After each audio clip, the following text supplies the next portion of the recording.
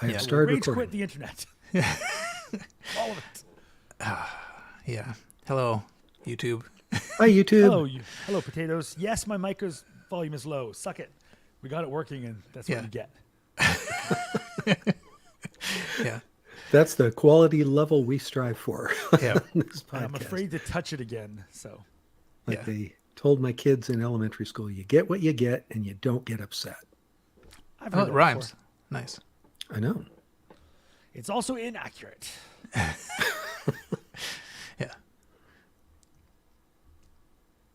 So now I will stare at my screen for a little bit while I open links. Wow, that's We talked a really about old links, browser. right? Yeah, I was going to say. I think I did used to use it for a while. I liked it a lot. I used it for a while too. Yep. The text browser? Yeah. Yep. Yeah, absolutely. I mean, mean, that stupid one they wanted us to use on phones before. What was the phone browser, the slow one? That was a terrible idea. There was something that I had. I cannot remember.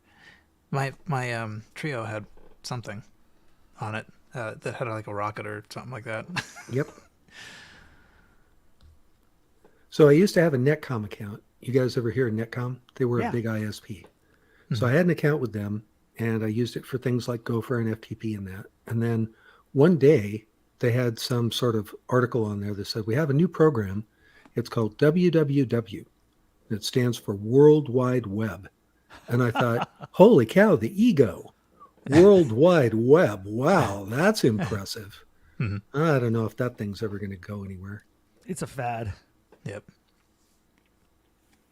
But the way you accessed it on Netcom was with text. So it was kind of like links. Mm-hmm. No fancy schmancy graphics. Okay.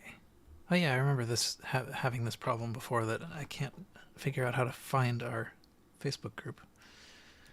There we are.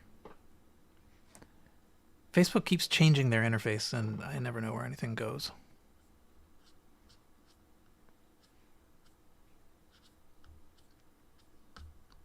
Okay. I'm just opening tabs in preparation. I can stop doing that. Just open those tabs. In the comments, somebody noticed that you have a second piece of furniture, Carrington.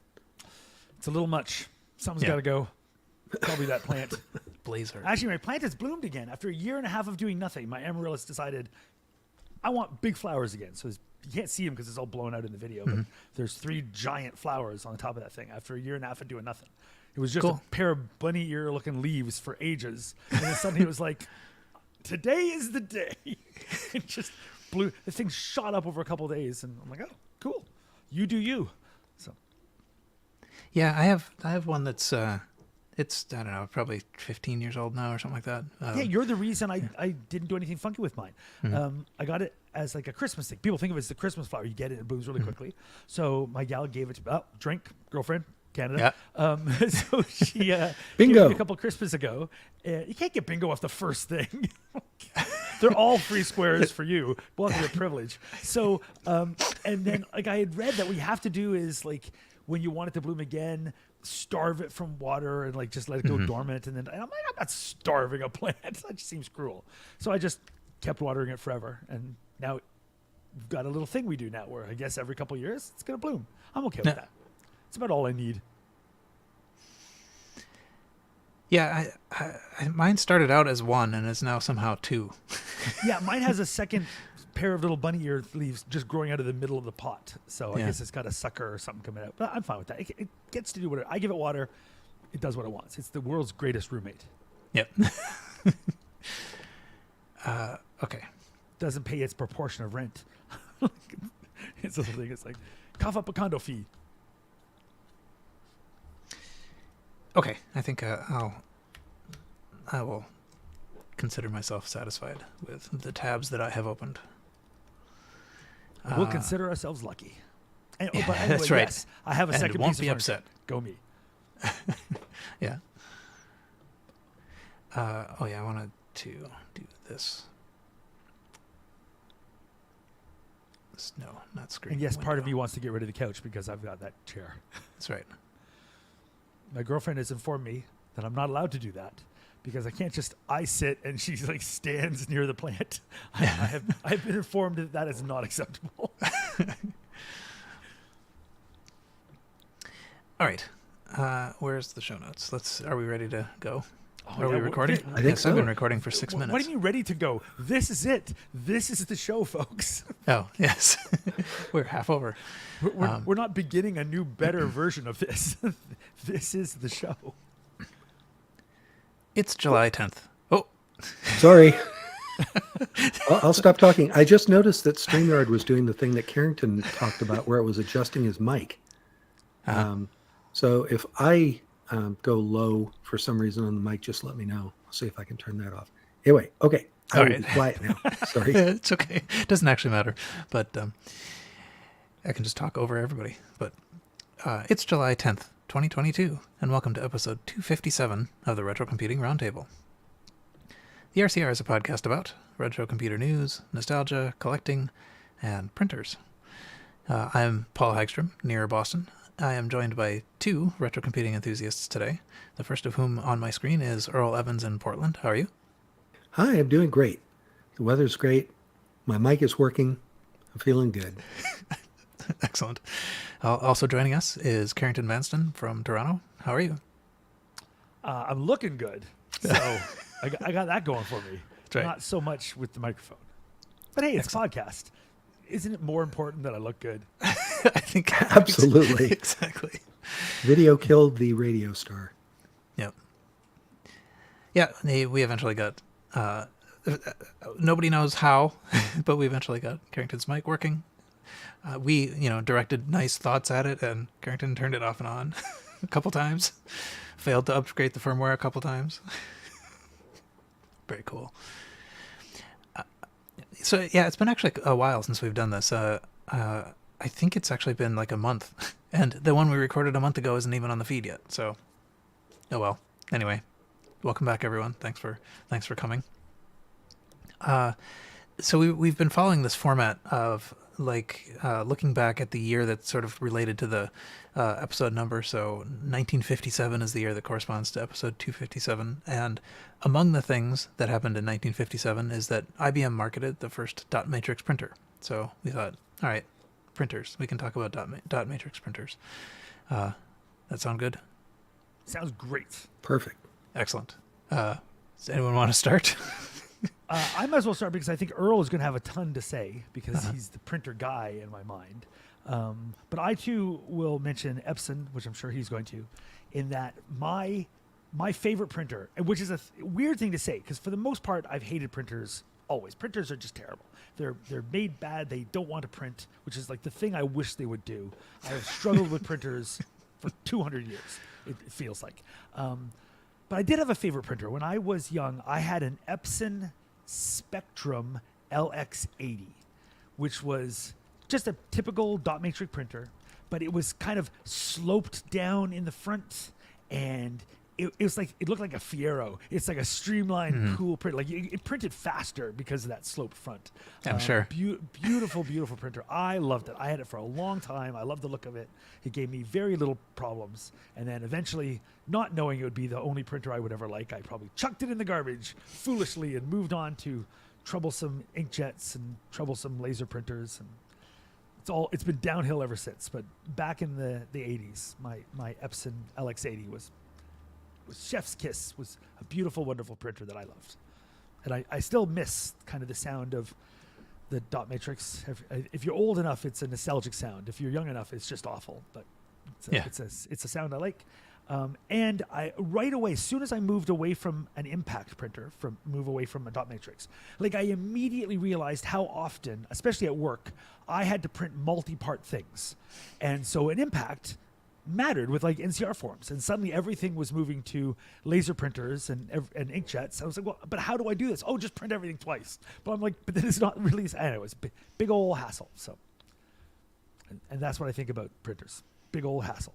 There's my baby shown on screen. My beautiful. That looks yellowed. It kind of was yellow when you got it. It was a weird beige, but streamlined front, 3 buttons, tractor feed, gorgeous.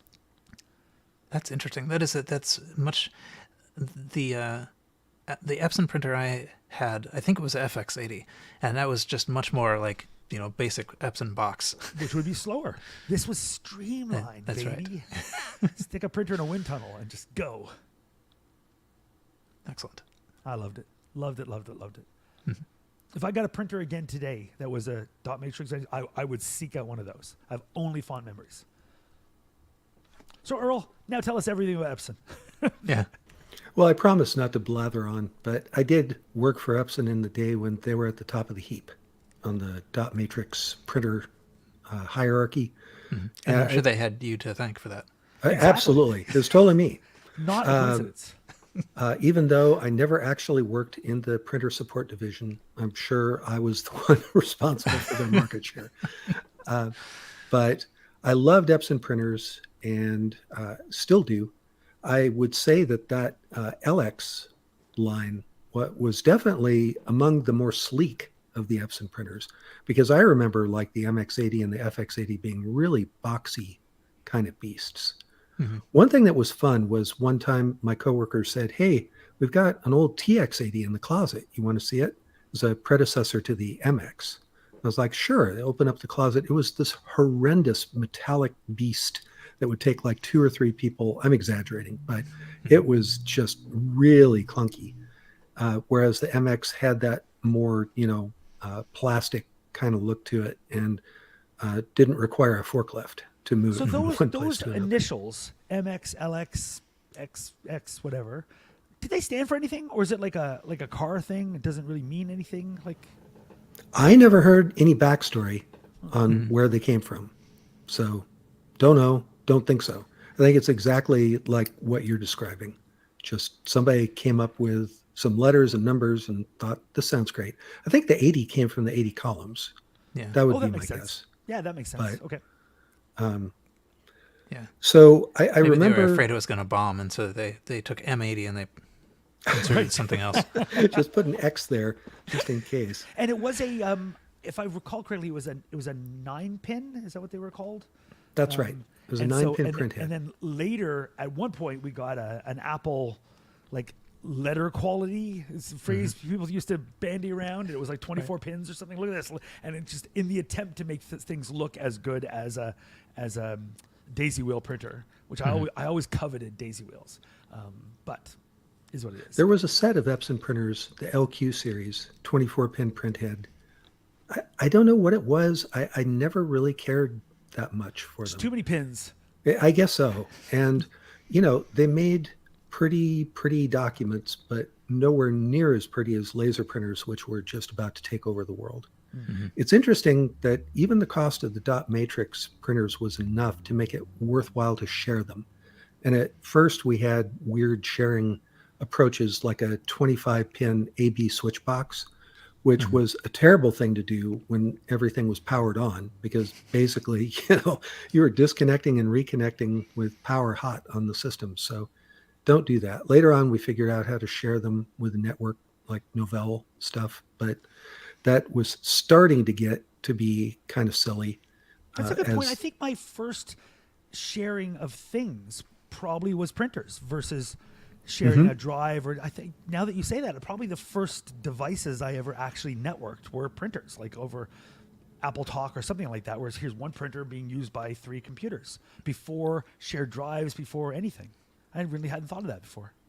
And there were even little boxes that came out later that could do things like auto switching, or you could walk up and press the button, but they were solid state. They weren't like a physical switch that you would share the printers with. And they were worth it because, you're talking like several $100s and $80s to get one of those printers. So if you had a couple people in a single office, they weren't going to be printing all the time. Why not? Why not share it? I just remember we had dozens of Epson printers at the aerospace company that I work for. And I was thinking about it this morning. I can't remember a single time of having to send one of the Epsons out for repair, which is just amazing. I mean, we'd have to occasionally repair the IBM PCs or repair the monitors that we got or whatever. But I don't remember ever having to send an Epson out for service. So I guess that's why they had the price tag they did. They're like, Our Epsons at work, we had a work where we did printing for postal stuff. So like literally tens of millions of labels a year, all done on dot matrix printers on Epson ones that were networked, and also eventually rips and raster things for pre-press and press things. And like the one thing we never fixed was printers. It was just a thing. It would sit there in the corner just chugging stuff out, and every once in a while you replace a ribbon, and that's it. And it would just last for 8 years of continuous printing. Which is weird because it seems like they would be under a lot of like actual physical stress. Yeah, And they're mechanical devices. Like they would shake the little desks they were on when they were printing. We'd put them on these little tables, and they would like do their little shimmy as they printed 24 hours a day. You brought up a really interesting point though about the noisy. The noisy. Oh, so let's cut back to that, shall we, Paul? So the magic of radio. So I was also thinking this morning about how stinking noisy offices used to be. Because you'd walk in the morning, you'd turn on your IBM PC or AT or whatever, and the fan in that thing would spin up to, 1 million RPM. You'd be like starting to raise your voice to talk over it. And then you'd start printing something on the dot matrix printers. It's just the amount of sound in the offices. Why is there a donkey in that printer?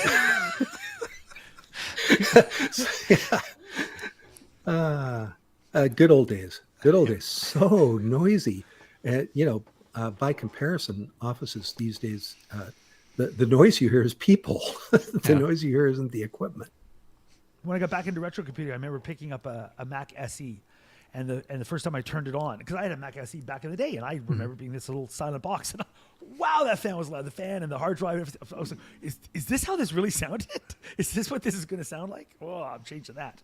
But probably there was a long period where if you made enough, you were in a silent office because you just sat there smoking your cigar or whatever as a big business person. And then there'd be like a typing pool and stuff, and everybody clanging away on things there in the noise. But you go in your silent office and have your 16 martini lunches. So there's that differentiator. And not everybody had a computer. I mean, I know this is hard for people. It's hard for people these days to even comprehend, but the upper echelon that you're talking about, very often they didn't have a computer. I remember when some of the first computers started rolling into their office, and they, would pick the PC support person who drew the short straw and had to go train the executive on how to use this newfangled PC. And that was always fun. One of the executives I was training would consistently hold the mouse upside down. And it'd be like, why is the arrow thing not going the direction that I point? And, you had to be like balls, super diplomatic. It's like, well, I find that it tracks a little better if you use it in this orientation. You turn around, it's like, oh, wow, look at that. It actually works. But you're right. So much more diplomatic than I would have been. I mean, was this an aircraft company? I mean, that's the way you control airplanes that way, right? Exactly. So you just pretend. Pitch and yaw. That's true. That's the confusion. So, did you guys ever have things? Oh, Curtis is talking about this kind of thing in the comments. We had boxes that we would put our printers inside.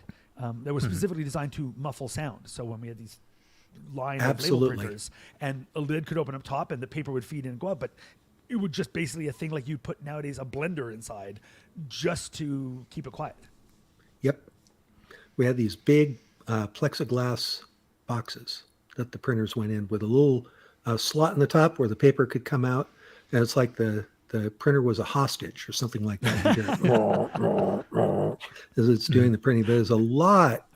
You do excellent more printer palatable sounds. There's way too much time in front of them, I think. Yeah. What about you, Paul? Tell us your experience with the glory of the dot matrix. Well, yeah, I mean, so for a long time I had one of these, the boxy Epson ones, and I never did know what the distinction was between those, FX, LX, MX ones. I mean, I do think they had slightly different capacities to do graphics or whatever, but they had things like easier to select which font you were talking about, or downloadable fonts, or integrated print buffer sizes. Oh, I forgot about that. There were fonts built into the printer. And you could do a little test Completely page. forgot about that. Yeah, because you're just basically sending a stream of ASCII stuff with a control code saying print this in font number whatever. Completely forgot about that. Versus, I think of it as you're sending a stream of, like in my mind nowadays, it would be, oh no, the computer will send a raster thing. Like here's a group of pixels, put that on the page. But that wasn't the case. You're sending text, and it would render it out in the font that was built in the printer. Completely forgot about that. I actually don't know how you send graphics, but that was like a new fancy thing that some could do. Like you put it in receive pixels mode, and it would. Right. It was escape somehow, codes. Yeah. You could send escape codes and then tell it which of the 9 pins you wanted it to print. Okay. Or, thusly. Yeah, I mean, the printer that... So I never actually owned this Epson printer, but I had this weird, situation when I was in, I guess it was late middle school, going into the beginning of high school, which is that, and I've probably talked about this before, but I worked for a local hotel as their programmer, their cheap kid labor programmer. And as a result of that, I mean, I don't know, I don't think I did them any good, but as a result of that, I got to take home, I had a QX10 at home and one of these printers and like a 1200 baud modem in that machine. And so, and what I was doing was, in that domain was sort of like DBase programming, DBase 2. But so I had, but of course I had these things, so it wasn't just like work. Actually, I have no idea why I needed the modem for work. I probably didn't. I used it entirely for non-work, but I used it a lot. But anyway, yeah. So the printer I think I liked the most probably though was the Imagewriter II. I kind of came along after the Imagewriter 1 kind of came and went, but the Imagewriter 2 I got when I was sort of heading into the Mac world, and it's even like now I kind of like it as an object because it talks to everything. I mean, like within a small time frame, at least it can talk to all my machines. I could plug it into a Lisa, one of the Macs. I could plug it into with a card. I could plug it into an Apple II. So it's very versatile for the kind of thing that one might want to do now. And it can do color. It had a ribbon that the printhead could sort of shift up and down and aim at like red or green or blue or red or yellow or black or whatever. And so you would run, you would completely run through all of your black, having used none of your yellow. Well, the other thing was that it would kind of get a little smeared from time to time, with the lighter colors getting smeared by the darker colors. I can't remember which model it was, but Epson had one of those multicolor printers as well that did what you're talking about, where the ribbon would shift up or down, or maybe it was the printhead that shifted up or down. I can't remember, but and it could mix the colors by printing something and then going back and then printing it again, but wasn't great. It was fun. Color was fun. I remember the first color printers. I was like, ooh, that's pretty. Yeah. Wasn't particularly useful. I do remember being more impressed with how it looked in the 80s than I am now. Though the dots somehow have gotten, I don't know, larger with age. But yeah, I don't know. I mean, I actually haven't. I didn't spend a lot of time printing. I was aware of Print Shop, but it never seemed like a good use of time to print a banner. So even then, I think I was sort of resource conscious. It's like this has got to be worth it for me to spend my ribbon and paper. So I would print programs out, if I needed to. But all right. So I'm going to share a window here for those listening at home. Imagine what you're going to see. I found an old. Is it sharing? Yeah, I think it's sharing. It is not. Well. In my mind, I would share things. I would share this. No, Chrome makes me restart to share. So anyway, you don't need to see it. For those listening at home, you can send me a link. You're missing out on nothing. Nah, I don't. Yeah, screw it. We're an audio podcast. I found a manual for the old FX and MX printer line, and it turns out they didn't yet have fonts.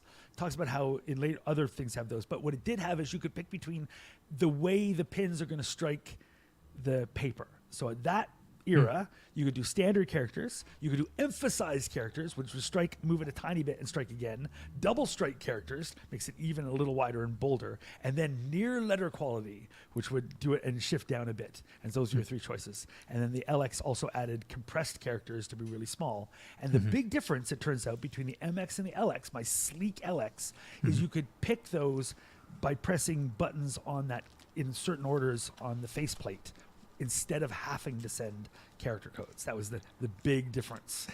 You could use those buttons, and I could pick near letter quality, baby. That's cool. Near letter quality. And if you wanted to sort of shift in a document, you could have your print program, like put up a thing saying, switch to near letter quality, and then hit a key. Right. So, yes. Be sort of like, like playing a keyboard of a sort. Exactly. So it turns out that's the feature I had that I'm sure I used all the time. Maybe. Yep. I don't know. That was it. Love that printer. Excellent. That's it. All right. I don't think I had anything else. So I that's came 1957, folks. Yep. I came across on the Internet Archive graphics for the dot matrix printer. I think Kay tweeted this out or something.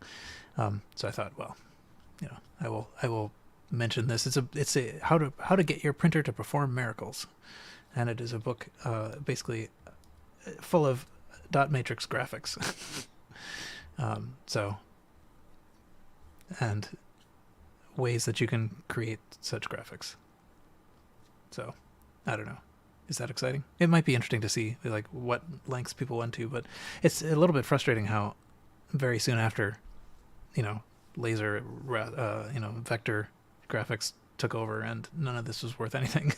Right. So, I mean, we talk about 57 when IBM first started selling that printer, but really, I think of dot matrix printers from the personal perspective being like a late 70s, early 80s kind of phenomenon.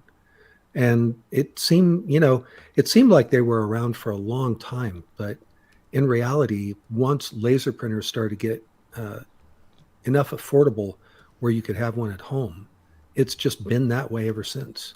Yeah. I mean, there was inkjet. I had a couple inkjet printers. You guys probably did too. Sure. But it seems like laser printers ultimately won the war of this, and dot matrix printers weren't really around that long for individual people. And it wasn't that late. It was mid 80s. I think the Apple Laserwriter came out in 85, and we had one at work in like 86 or something like that. Like it was, so that's not that late. If you think about it, Apples were late 70s, and by 1985, people were already switching over to laser printers. It was just a world changer, switching to laser printers. There was thermal printers were in there too, but yeah, I hated I those think, from day one. Yeah, there's certain technology. I was against faxes, and I was against thermal printers. I took a lot of weird stands. I mean, I guess they solved the noise problem, but at the cost of like the result. Right. It's gonna last. Your paper becoming blank after a time. Like you print stuff out, come back to it 3 weeks later. Oh, this page is empty. Yeah, I know. That is not good. And by the way, the special paper that you paid more money for because you couldn't use regular paper. Special. And it probably also is like, medically bad for you. Right. Had an interesting smell too. Do you remember that? The thermal paper is just, yeah, you're right. That couldn't have been very good for you. Yeah. I do have the Apple version of it was the silent type, and I've been meaning to get that going. But at some point, I wonder if the paper is just going to become not print onable. I mean, there's so many things we could talk about. We could talk about the printer wars. You remember the big players like Epson and Okidata and Star Micronics all trying to duke it out for market share. Those were interesting days, and all trying to come up with a common language. Like I remember everything was Epson compatible. So if you got an Oki data, you could flip the switches and it would Every time pretend you it was say an Oki Data, I FX. think, isn't that an album by Radiohead? Yeah. Is it? I don't know. No, it's OK Computer. But every time you say it, I'm like, wait, I know that. Why do I know? Yeah. It's messing with me. So in 1957, one other thing we should just at least mention was ARPA was created. And I recently read a book that I quite enjoyed. I put a link in the show notes. It's called Where Wizards Stay Up Late, which is about the origins of the internet. It starts in like the late 1950s, talks about the origins of ARPA and the people who did different stuff and the first RFC. And it's like just a dive into the creation of the internet. I don't know who this book is for other than like us and people who listen to this podcast. So it can't have been like a big seller, but it's really good. If you're interested in old computer stuff, it's an amazing overview of the origins of the internet. I really dug it. Cool. Yeah. I think I had not heard of it. Jeremy in the chat also recommends it, though. So you have well two done, people Jeremy. recommending it. Yeah, I dug it. It's an easy read. It's like sit down one evening, fly through it, but it's quite good. I quite liked it. And it's neat that some of the stuff we've talked about, like the Whirlwind computer, it gets mentioned. I'm like, oh, I know about that now. Isn't there's some sort of effect that's like I can't remember the name of it. About thing, you hear about it and all then the suddenly time. you hear it everywhere. Yeah. Everyone just keeps talking about that effect recently for some reason. Right. And exactly. However, I can't remember the name of it.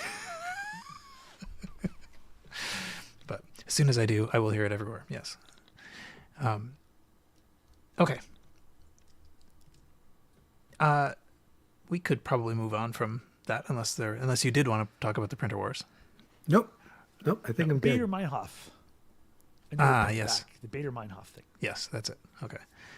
I actually, not long ago, I'm super behind in podcasts because of the lack of commuting, but not long ago I heard a pair of episodes of a podcast called The Omnibus Project, or Omnibus. I don't know if you are aware of this, but it is Ken Jennings, who he was like a very successful Jeopardy player, like had the longest run or biggest winnings or something at some point not too long ago. I think he actually was a guest host too not too long ago, but he and John Roderick have a podcast together, and they do this, and it's basically the premise is essentially they're recording information for the future, given like in anticipation of civilization disintegrating.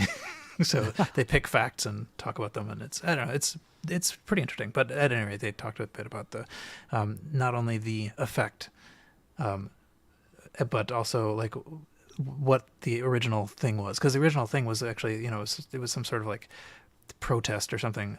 It was some news item that then somebody noticed that as soon as they heard about it, then they heard about it everywhere, and so then there was also the effect, and it was named after that thing. So clearly I can retain nothing, but I remember where to find it. So, okay. I guess we can move to listener feedback. How about that? So Tony has emailed us about a trailer. I don't know anything about this other than this trailer. Atari 50, the anniversary celebration. Is this familiar to anybody? It is not. So I couldn't quite figure out what it even is. But I think it must be a game pack or something. It's sort of like re-envisioning some of the old games, or maybe making them available on some platform. Anyway, I don't know what it is, but the trailer basically talks about how Atari. It's due to Atari that there are video games today. and so forth, and so anyway, it does seem like old things will get new treatments, which may or may not be a good thing. But anyway, so if you're interested in something like that, you could watch the trailer and also not be quite sure what it is. Okay, what else? Let's see. We have Oh, yeah, Tony also emailed us about another podcast. There are other podcasts. We've now mentioned a couple of them. This podcast is Multimedia Hyper Guide, a Windows 3.1 podcast. So that's pretty niche. It is pretty neat. but Tony specifically was recommending episode 11, The History of After Dark. He thought it was quite interesting. So it's talking about Berkeley systems and After Dark, and we talked a little bit about that at one point, but largely without facts, I think. So, as we do. Yeah. Got a That's lot how of we stuff get from Quinn to Tony. come on the show. Yeah, that's right. Say a bunch of nonsense, and finally we anger her enough. She's like, "Okay, fine, I'll come Yes. on to correct you, boys." Yeah, halfway through the 20-page email, it's like, all right, forget this. I'm just gonna come say it. We can generate enough anger and enough response. Yeah. She has to show up and actually join the show. It's great. It's worked out really well for us. Maybe not so much for her. So yeah, Tony sent us two other things, actually. Here's one of them. He wondered if we have ever talked about Retro Magazine. I don't know if that was a joke. We have repeatedly talked about Retro Magazine. But Never heard of it. anyway, issue 15 is out. And every time we talk about it, I read a little bit more about it. And so this time, now we do know it is, it's in Italian and English. It is now on issue 15. I think we talked about issue 10 because I remember observing that it would soon go to 11. And it is free. It is not in print. It's only PDF. And a new thing is that they have set up a nonprofit status for it to protect the name and also allow for donations if you want. So you can become a member to support it, but you are not required to do so. And they say they will talk about details on that in the upcoming issues. So, but it's really quite interesting. It's very well done. So if you haven't looked at it, even though we repeatedly mention it, go take a look at it. I guess if I say that, it is known not to have an effect since you haven't done that. But at any rate, okay. Let's see, what else. Have any of you actually looked through the previous issues? I haven't, and I have a question about it. If you have, I there's also this haven't really. giant intersection between retro computing and retro gaming. Mhm. Two are very much linked. Looking through some of the article titles that you just had up on screen, it looked like there was a good bit of gaming coverage in there. Do you know if that's what it tends to focus on? Is retro gaming more, or is it more retro computing in general, kind of like our podcast?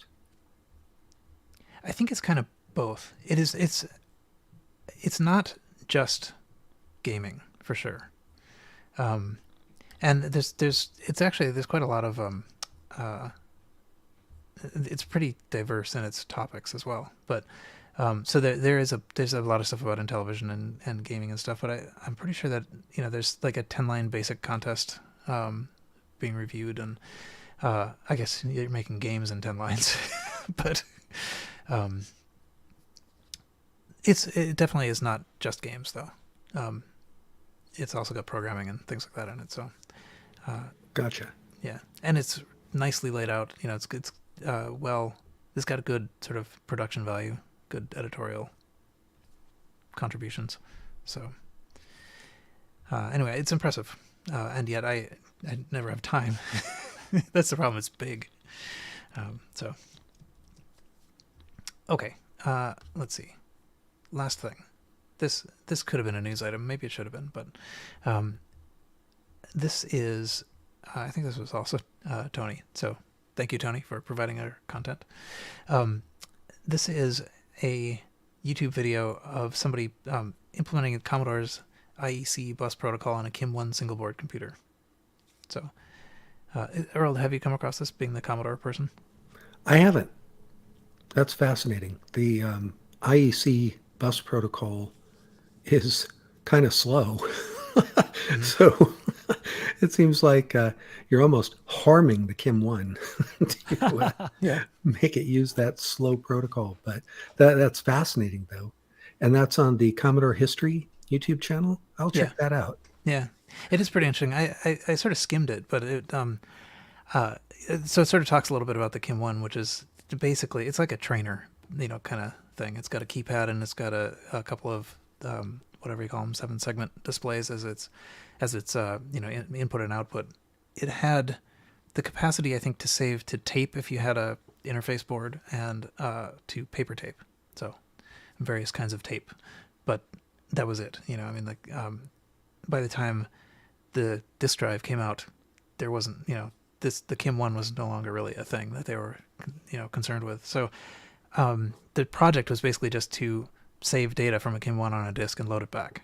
And in fact, actually, what's kind of cool about it is that by doing it this way, enabled I'm not sure the person's name, but enabled the person who was doing it to actually take it over to a C64, write stuff on the disk, bring it to the Kim and read it back, or vice versa. So it was very exciting. He saved, some 1s and 2s and 3s and was able to see it on the Commodore screen, or write them on the Commodore and then see it on the little display. So, that really is kind of neat. Yeah. That's a neat idea. Yeah, it's it's cool that it worked. It didn't have to work, and it is a project that probably doesn't have a huge audience, but it was fun to watch him. It was fun to watch him enjoy succeeding. Yeah. So anyway, yeah, take a look at it if that is a thing that is of interest to you. Kim 1's been getting a lot of love lately. There's another YouTube channel that I watch called Dave's Garage, where he talks about a bunch of tech stuff. He's a retired Microsoft engineer. And so he talks a lot about Microsoft stuff and behind the scenes stories and that kind of thing. But he also covers some retro things. And he bought a Kim 1 off of eBay that wasn't just a Kim 1. It was in a chassis with a bunch of add-on boards. And that is really this fascinating kind of conglomerated thing. But he's been covering how the different pieces work, and it's fascinating. I wonder if we saw that auction. We might have. I sort of feel like we did see a sort of an elaborate Kim 1 not too long ago. But well, it had that expansion, yeah, card edge, and so someone who built this monstrosity took full advantage of that expansion interface and added on memory and added on some sort of, if I remember right, a video interface. And it is just, it was like taking a Kim 1 and making it the tail that wagged the dog. Uh-huh. Yeah, I think I am kind of curious to know if this was, in fact, like the auction that we highlighted before. But I did find this might be the video you're talking about. It's unboxing the Kim 1. Yep. So, yeah, I'm curious to see this. We'll put this in the show notes too. In fact, let me do that now so I don't forget. Okay. Excellent. Yeah, I wouldn't mind having one. I don't know if I would. It's a 6502, right? I mean, it's basically a 6502 trainer type thing. Yeah, I think it's what they put together to help promote the 6502 and teach people how to use it so that they could integrate it into their own projects. And then, yeah, like these things do, it kind of took on a life of its own. Mm-hmm. Yeah, actually, speaking of eBay, I think this isn't a super recent email, but Sid over email asked where we get our things, like eBay or thrift stores, or like estate sales, or like how do we find things? Where do I get my many things? Yeah. I mean, lately, it's just the luck of the draw. Like somebody hears you're into retro computers, and like I got some old thing that's in my basement or whatever. And, because I used to go to thrift stores a lot in my early days of retro collecting. And that was great for a while, and then it really dried up. And then you would do what I was just talking about. You'd be talking to friends, and they'd find out you're into old computers, and there'd be something in the attic or in the basement that they'd just give to you that these days it costs you $300 on eBay or more. And you can look at eBay, but boy, the prices are pretty high there. We cover eBay stuff every time we do the podcast, but there's been, I think inflation in the retrocomputing world has probably outpaced just standard inflation. Right. It's as these things die and that kind of thing, it's just become harder and harder. I didn't have a good answer. I saw that email come in and I was like, man, I don't know. I mean, I'm at the point where I want to start downsizing my collection instead of buying more stuff. Right. But And if funny I 'cause was, it's all tech that wasn't designed to last forever. So it's like this race between which is going to die first, the collectibles or the collectors. they're both, Right. they're both heading for an end, but which is going to run out sooner? Yeah, it is. It's frustrating when you realize, like particularly these sort of middle era things that had batteries in them. It's like, right. the Apple IIgs. What were they thinking? It's soldered in. I mean, like it's a battery, and you have to cut it out. They were thinking it would last for 4 years and then you'd buy the next thing. That's so unlike Apple. I do think that people forgot that batteries do this, or something like there are a lot of things that where it just like it doesn't seem like they considered the fact that you would actually need to replace a battery. But yeah, and I mean with like old iPhones too. I mean, what's going to happen to that? I mean, it's just going to like at some point you're going to look in the box that used to have your iPhone 1 in it, and it's going to be just like a melted melted through the floor, thing ready to explode. But yeah, over a long enough time frame, all iPhones will expand to take all available space. right. Well, I mean, you used to take stuff and stick it in a box or stick it in the garage. These days, thankfully, I'll say thankfully, we're a lot more recycling conscious. So you take your recycling somewhere where they can do good e-cycle, and that's great, except I think the fact that that is the case means that the retro enthusiasts of 20 to 30 years from now, what are they going to have? Because all the stuff will have gone through the recycle process. Not that it would have lasted anyway. I mean, like you're saying, the plastic or the rubber pieces of it like decay and turn to goo. And I had a tablet, an HP tablet. HP's pretty high quality stuff typically, right? I had one of these tablets, and after about 3.5 years, the screen just got really melty. It looked like everything you look on it looked like a Salvador Dali painting. And so I don't know what happened to that I didn't leave it out in the sun or anything. It was always in a nice environment, and it just turned to goo. And so I recycled it. Yeah, I know that with like cassette, like what VCRs and cassette players also have these like, I guess it's rubber. I don't know what it is. These the little wheels that melt. And belts. I reconditioned a VCR recently and opened up, and the problem with it was there's a belt that was rubber at some point, and that was mostly like a flypaper. It was just like the sticky goo. But turns out belts for that kind of thing are readily and cheaply available. So it was the world's easiest electronic change. That was the only thing I had to do. No batteries, no anything. It worked great. Excellent. So yeah, that's one a thing. top-loading VCR. What do I do with that? Nothing. Yeah, top loading might actually be like now I want a VCR. It looks great. It's so beautiful, but you can't put anything on it because it comes up, and I don't have any tapes or a thing that could connect to it. Oh, but perfect. It's beautiful and it works now.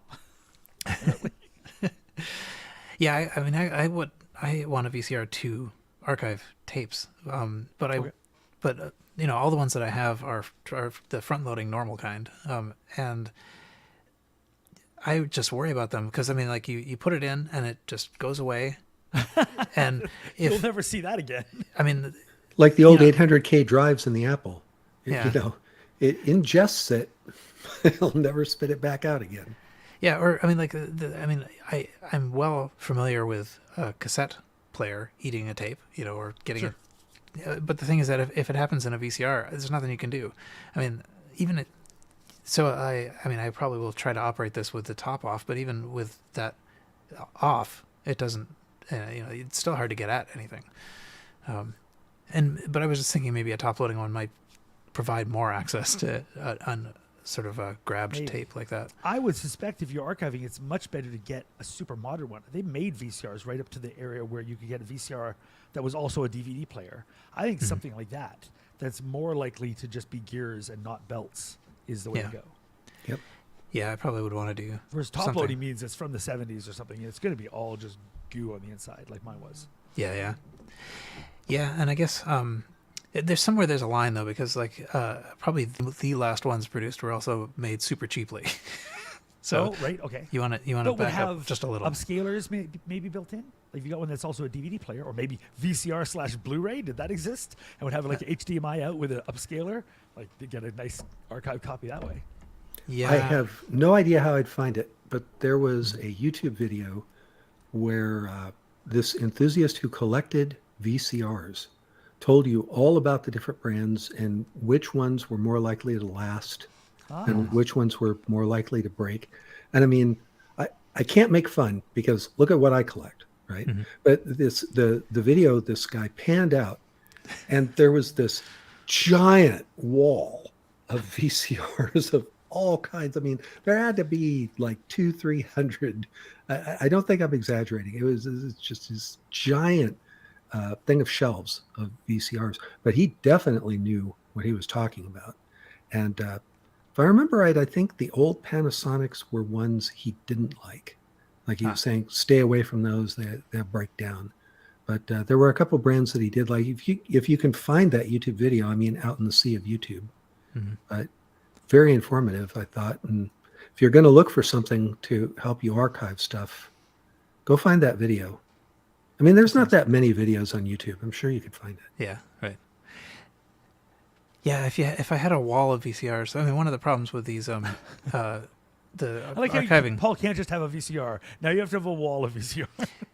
Well, see, the thing is that the problem with archiving tapes is that it's a one-time speed activity. Right. You're archiving a 2-hour tape. It takes 2 hours to do it. Right. Yeah. So but if you could do 300 at once. Walk away. Well, okay. It takes you so long to collect 300 VCRs. You could just do one thing a day for a year and have 300 archives. Yeah. I'm afraid of my VCR because as a minimalist, I still have a collector's heart. Like I covet things. I covet old industrial things. I love old movies. I love tactile things. And I can see me turning around one day and go, wait, how did I get 500 VHS tapes of 80s horror movies? How did that happen? So I'm afraid that this VCR is a gateway drug to me becoming a collector again, but I'm hoping not. We'll see. Yeah, but the problem is, just like with floppy disks, you would have a hard time finding tapes that haven't decayed and aren't starting to go bad.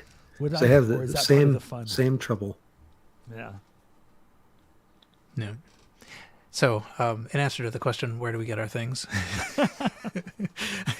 I mean, I don't have anything particularly different to say. I do find that it's harder to find things, but then I still hear stories of people wandering into fairly amazing collections. And, something like an estate sale works. It used to work pretty well because, there would be somebody who kept a bunch of stuff from the 80s or whatever. Now it may also work fairly well because it's a collection somebody curated from the 80s. Right. I still, every once in a while, look on that. We talked about this site a while ago, that Max Sold site, which instead of eBay, it's just local sales and a lot of estate sales and stuff. And so, but the stuff doesn't go on cheap on there either because all the eBay people are also looking on there. Right. Well, the other thing that used to be good was government sales, but I don't think that's as good anymore because the stuff is getting so old that even the government's got rid of it at this point. Except for the, controlling the nuclear launch codes or whatever. Except for, the PDP-11, keeping the reactor safe. All right. We can probably leave the feedback there, given that the clock is ticking right along. What is next? The next thing are the items of interest in news. Carrington has the first of those, and I will share that. Right. Okay. So it's 50 years since not to the day, but there's a site, or I found a neat article celebrating 50 years of Smalltalk. I have always had a soft spot for Smalltalk, not Smalltalk the thing, Smalltalk the object-oriented language. It was the first object-oriented language I ever used. I knew C, but I had not played with C++ yet. And so the first time I ever dealt with objects or the idea of objects or anything like that was with Smalltalk. I think Smalltalk 80. My main memory was it was only 5 or 6 reserved keywords. Like Smalltalk, especially in the beginning, was famous for its teeny tiny syntax. And it was like true, false, nil, self, super, I can't remember, and one other word. And that was it. Those were the only reserved words in the entire language. And in this article, they even show, I think if you scroll, you get the postcard. Yeah. This is kind of a famous thing, like the complete syntax on a postcard. Like, so they were going for this easy syntax, although if you read this, it doesn't look that easy.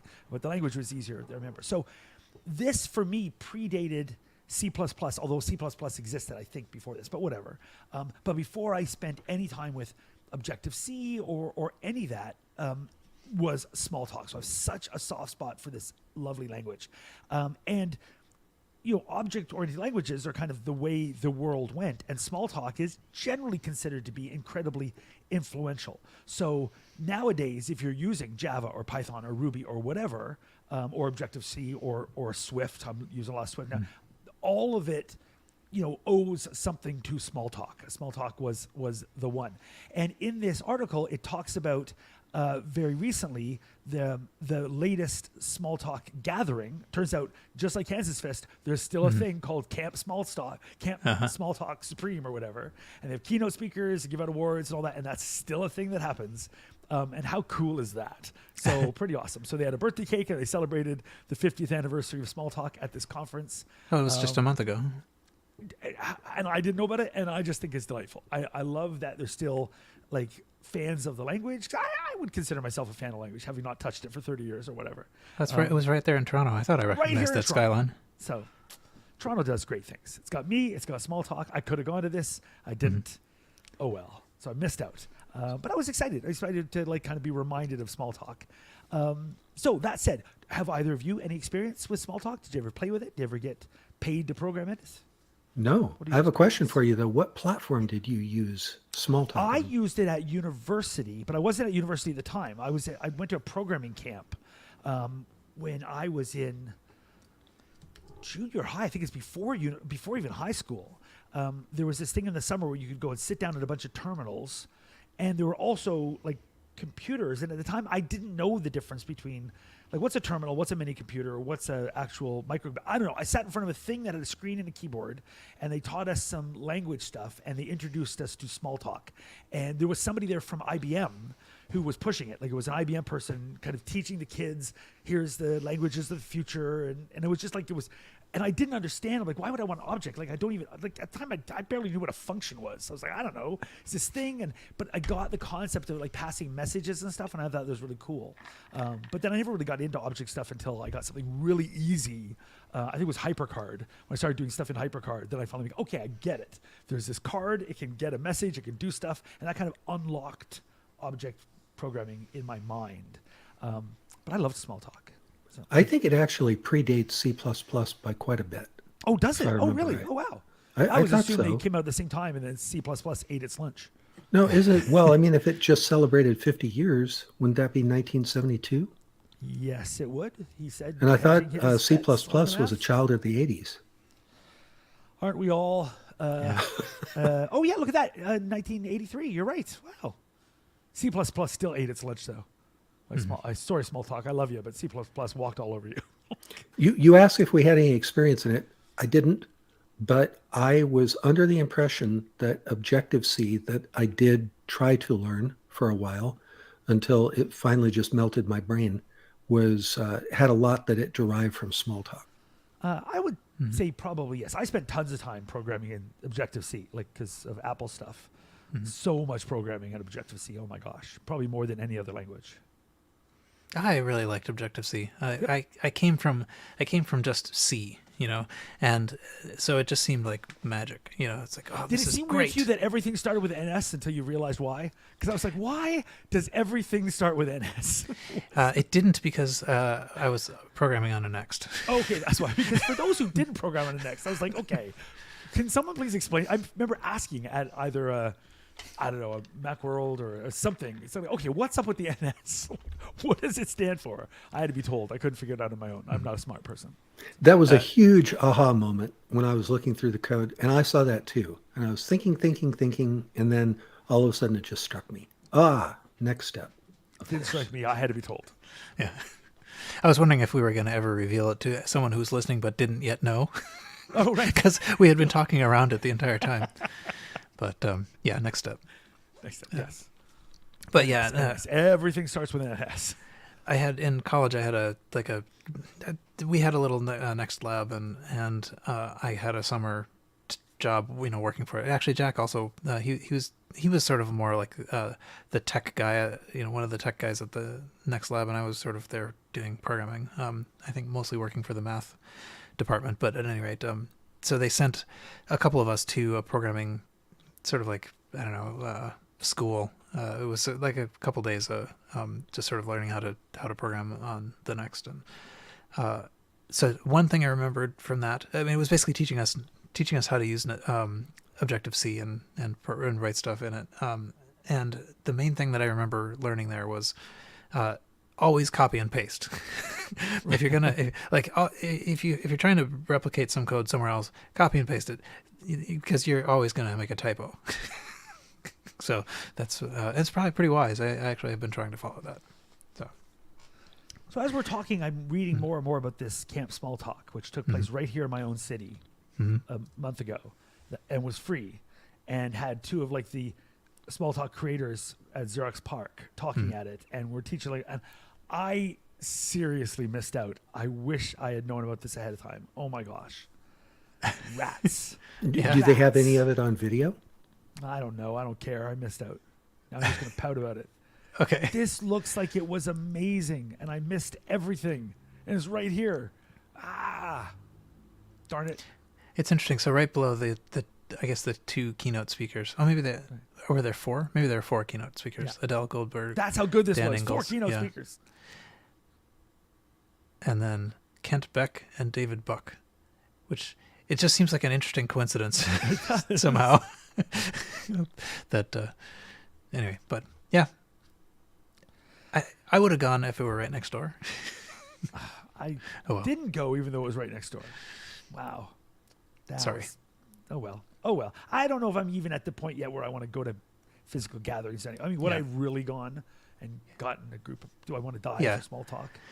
It does sort of feel like it would be interesting to know that it was there, but maybe it's just as well not to. Still a little I found out a little late. Yeah. But anyway, I missed out. Disappointed. Love Smalltalk though, so still I have a soft spot for Smalltalk, even though I used it very little. Yeah, and I feel like I still don't know anything about it. I just know that it's the thing people say when they talk about object-oriented programming. Right. So that thing. Like having seen that postcard, I now know twice as much as I used to. Right. And you know about Beck and Buck. Yeah. Right. Okay. We can move on to the next item of interest and news. That is Earl's. Okay, so have either of you played Wordle? Yes. Oh, yeah. Okay. I haven't played it yet. I play a lot of Words with Friends, but I haven't played Wordle. Don't know anything about it. Just know that it is an incredible craze, sweeping the world. And the TRS-80 folks want it to be on the TRS-80 platforms also. So I'm going to talk about the TRS 8-bit 2022 programming competition, which is one that we didn't talk about recently on Next Without 4. We just got done covering a bunch of programming contests, but this wasn't one of them, and it sounds like a lot of fun. So I'm going to read this pretty much straight off of Vintage's The New Old, which is where this story comes from. Which is an awesome site. Yeah, highly recommend it. You should stop listening to the podcast right now and go to that site. No, you can multitask. You can do both. You can read that. And yeah. So from that site, it says Wordle is everywhere except on TRS-80s, and this competition aims to change that. there are two tracks, Beauty and the Beast. So in the Beauty category, you're trying to make the prettiest version of Wordle for the TRS-80. It doesn't have to support the whole Wordle dictionary, so you can just concentrate on the looks. And I'm lying because I'm paraphrasing. I'm not reading it straight off the site, but that's okay.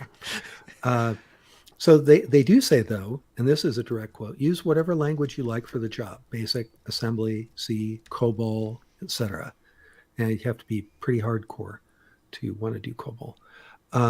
The other category is Beast. Beast entrants will tackle the problem of squeezing all 12,960 5-letter words of the dictionary into a TRS-80. So interesting. Yeah, because that's the hard part, is getting the dictionary in there. Squeezing it, I think, is the hard part. Yeah. I mean, you'd have to compress it somehow, right? Because if I'm just doing the math, 13,000 words at 5 letters, you've already run out of RAM. So well, no, because if you think about it, you'd only need uppercase letters. You only need letters. You don't need spaces. Don't need punctuation. Don't need anything. So you got 26 letters, which is basically 3 1/4 bytes, and most of the letters are going to barely be used. So my first thought would be you'd use 2 bytes for most of the letters, and then have some sort of way to switch and say the last byte tells me that the second position is some weird obscure thing, because you do a letter frequency. Anyway, that's interesting. Interesting is a programming challenge. I like it. Wow, well done. So I got nothing working. Well, it says, by the way, this is for assembly language programmers only. The smallest blob of programming data will win. So download there's a contest.zip file, and I guess we can have a link to that. This itself on the Vitno site is a link to the TRS-80, to the TRS-8-bit newsletter, I think from June.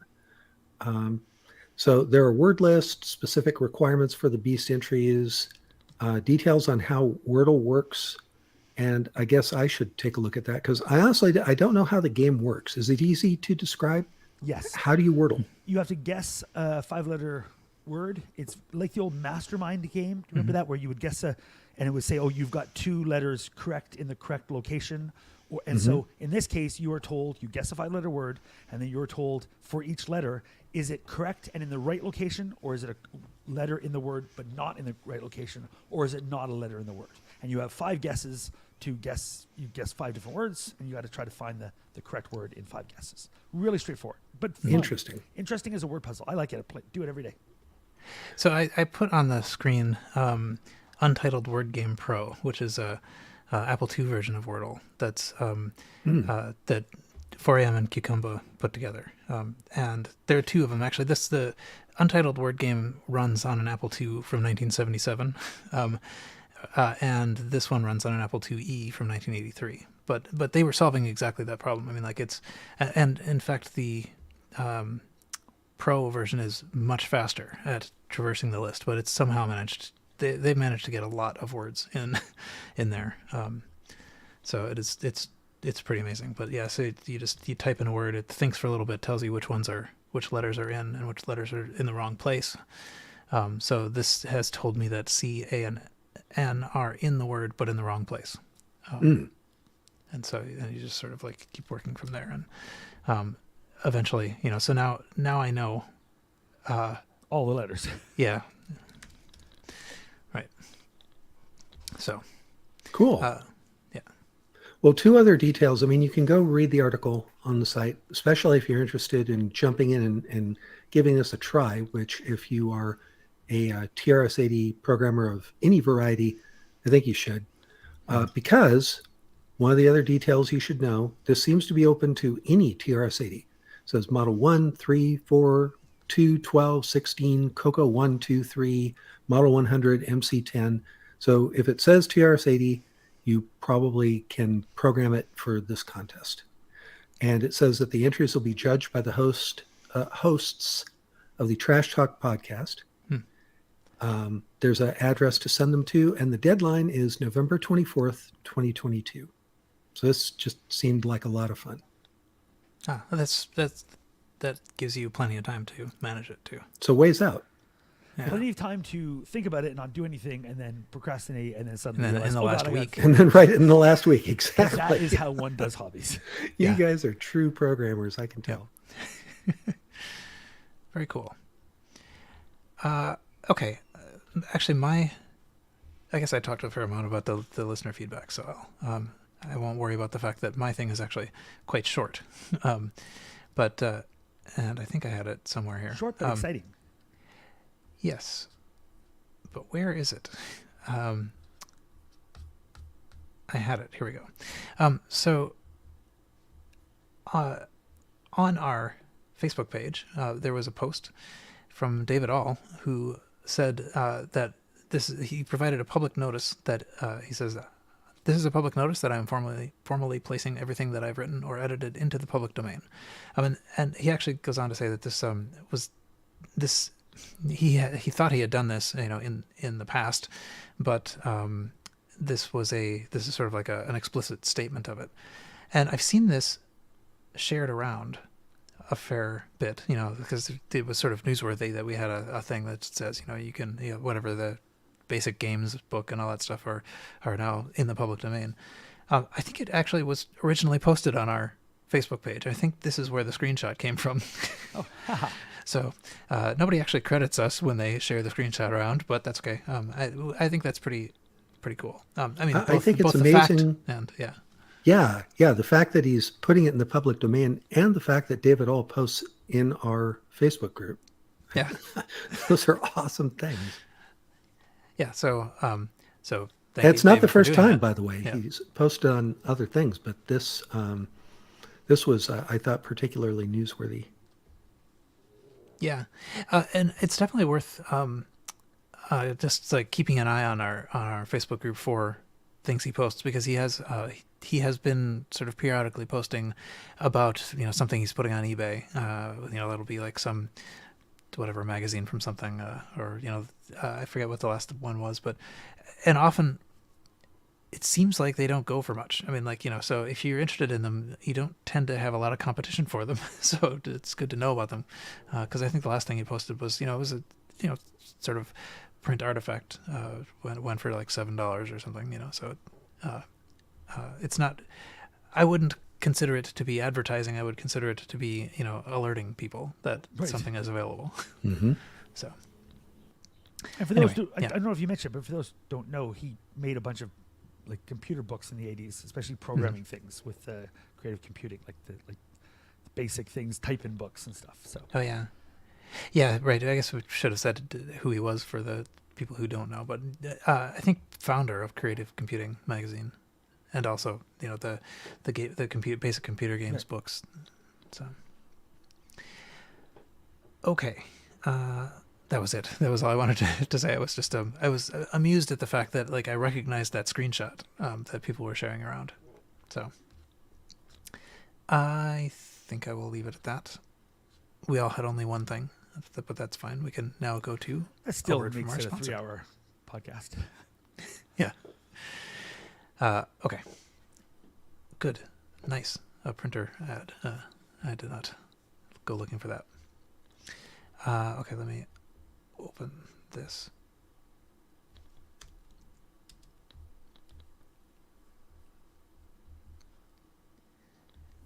And we're back. Okay, so the host's retrocomputing gift idea this time is 50 Years of Text Games, the book. Carrington, did you know about this? Yes, you were aware of the I was aware, site. and I chucked money toward the Kickstarter, and I'm super, super, super excited about it. Yeah, it looks really cool. Yes. If you wanted to talk about it, you know more about it than I do, I think.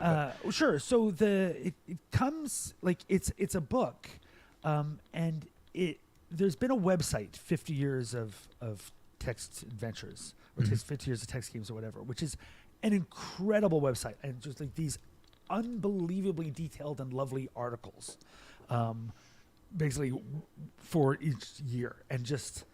Kay and I have talked about it a few times on various episodes of Eaten by a Gru, and they're just like deep dive articles into just amazing stuff, especially the earlier things. Really well written, great research. Every article is fascinating, and so this now puts these and more together in a book to be published. And I'm super, super, super excited. Like, it's just, the book is going to be incredible. The website is incredible. Everything about this is incredible. So I'm just, like I say, just can't wait. Yeah. I think we had promised at one point to talk about 1992 Silver Wolf, and then never got around to it. Oh, okay. But because I have this feeling like we have a pending obligation that we never did quite get around to. But this the Kickstarter was amazing. I mean, it was where I forget where it was. It was, I think the original goal was $29,000. It got funded at $523,000. Right. So, I mean, that's kind of life-changing money when Yeah. when you get to there. That's amazing. There's a really good interview with the creator on the podcast Advent of Computing. So if you're interested in hearing more about this, should give that a listen. It was. Oh, I don't think we it was mentioned his name. It's fascinating. Aaron Reed. yeah, yeah, okay. Aaron A. Reed, I think, to separate him from a different Aaron Reed who's on the internet, a bodybuilder or something. So Aaron A. Reed, who's just brilliant, a great writer, and I'm just big fan. Big fan. Yeah. So anyway, surely even if you are the or surely any recipient of this gift would appreciate it, but you Yes. could also give it to yourself. There is a site.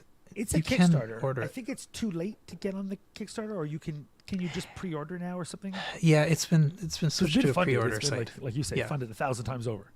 Yeah, you can get so it's on backerkit.com. There's a Okay. site that you can get to where if you want to, you can just get a digital version for $25, paperback for $45, Ultimate Collector's Edition for $195, which includes a bunch of like feelies.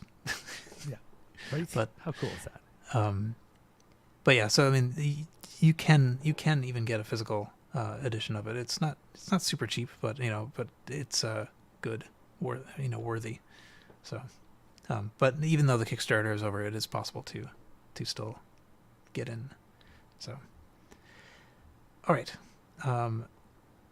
that's good enough for now. We can now turn our attention Good to enough eBay, and Carrington has the first of these, I and do, yet has but no ability to share.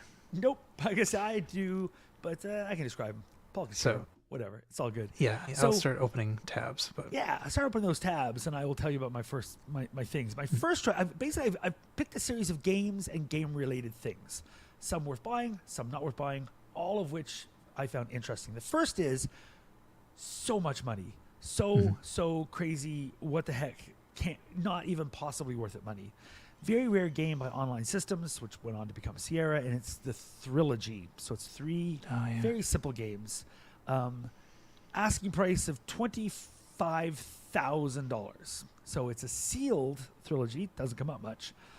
If you are a collector of Apple II games and you want one of the rarest games in sealed condition, this is one of the rare opportunities to get that. Are these games worth that? No, they are not. You can go on, you can see, like, there's people the game is available. You can download the game, you can play it. Like, it's 3 different games. The most interesting of the 3 is one where you are playing William Tell and you're shooting an arrow, and you got to shoot 2 apples out of trees and 1 apple off the head of your son. And if you aim too low, you can kill your kid in funny ways. Shoot the arrow into his head or his groin and stuff. It's kind of funny. But super simple game. $25,000 for what is essentially a baggie, a little folded piece of paper, and a floppy disk is obscene amount of money. Like, come on, crazy. But if you've got all the money in the world and you want to collect the whole set of Apple II software unopened, this is one of your chances to go that. So drop 25 grand. Then you and Paul will both have copies. I don't know. yeah, this is It's my trademark. I got to point out, there's a make offer. Yep. Yeah. Yeah, I mean, I think obviously the value of this is not the code or anything like that. It's only the provenance, really. Right. But Because it's super early. It's not the 1980 game, though. I don't think it's 19. I should have looked that up. I think this is 1981 or 2. I don't think it's first year Online Systems. I think it's. Is it? it's I don't know, but it is. It's. I mean, It's super I've early. never It's come really, across really this. early. Yeah. Well, that's it. Like, you just don't see it. And the fact that it's not only here, but it's sealed, I was like, oh my goodness, you don't see this one much. Yeah. So it's super early. It's first or second year of online systems. So it's like really, really, really early game. Sold on Computerland for $24.95. That is a good return on investment, is what I say. Yeah. Yeah, exactly. 1,000 times more. actually, I wonder if that is how that price was arrived at. 24,909. It's pretty close. It's yeah. No, I'd make an offer of 1,000 times more than the original price. But anyway, you don't see it much. So it's interesting to look at it. It's cool to see it, but I can't imagine why anybody would spend $25,000 on this, but whatever. So that's my first one. Thought it was interesting. Because baggy software for the Apple II goes for a lot of money. So. Yeah. And I mean, so one issue with that is that there was actually fairly recently, I don't want to talk about it too much just because I don't know it that much, but there's a fairly big fraud thing going on. Yeah, right, exactly. Right? But was that for Apple II software? No, for something else. Oh yeah, no, it was, I mean, essentially what happened was that I think somebody imaged got a disc from somebody and imaged it, and it turned out that it was a pirated copy. Right. And people were starting to look at like the packaging even and going, wait, hold on, this is not. And so so it's big, right. So this label was like now, cut. And when you have things that could go, I mean, I don't actually believe that someone is going to buy it at this price, but I mean, it's still worth forging at a certain level. Right. Who knows what's inside that? You can only find out by opening it up and ruining the value. Yeah. I love to open up sealed software though. So if you do buy it, open it. Come on, do it. So that's my first baggy software for Apple II. What counts as an opened Ziploc? Well, this is like stapled shut, I think. Okay. Stapled right through the floppy. Yes, what does count as an open? Who knows? So that's my first one. My second one is, it ended. Yeah. Oh, I thought somebody's going to be able to get this one really cheap. Baggy software for $5. I want to go the opposite direction. So Checkers gave for the Apple II, still sealed, and it was only $5. It was going to be my big thing. Like you could buy, instead of $25,000, buy something for us. So somebody snagged it. So Checkers game, Checkers by David Slate, sealed for the Apple II, $5. I'm like, when do you get to buy sealed software for the Apple II for $5? And probably more fun than the Trilogy. So, but somebody snagged it. Oh well. Was it one of you guys? Did you see it in my list? No. But I have another. I think I have another version of this. That's I've seen it come up. This comes up and it's not super rare or expensive. But I thought I like the juxtaposition between one's $25,000 and one's $5. There was I think like a trilogy of games. So Adesta made also a chess trilogy. Maybe, but and it came in a sort of a fatter plastic package. This I can show. This is what I was thinking of for the chess one. Okay. So I have this like a snapper case kind of thing. Yeah. Oh yeah, I can see the pictures. I see checkers on there, right? Yes, chess checkers and Odin, which is Othello, but I guess maybe so whoever owns Othello, I think was they went after the people who used the name, right? So people would always make Reversey or Odin. Right. But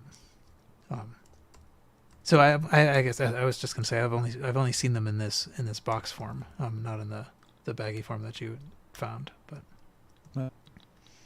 $5. Yeah. My third choice is interesting in that no one knows how to pronounce it, and I'll tell you how to pronounce it. It's Karateka. All you other people are weirdos. The Karateka people, come on. Yeah. Whatever. Every time I think someone says Karateka, it's because as a kid they would tell you it's not pronounced karate, it's karate. I'm like, okay, it's karateka. That's like whatever, dude. No, you had no friends.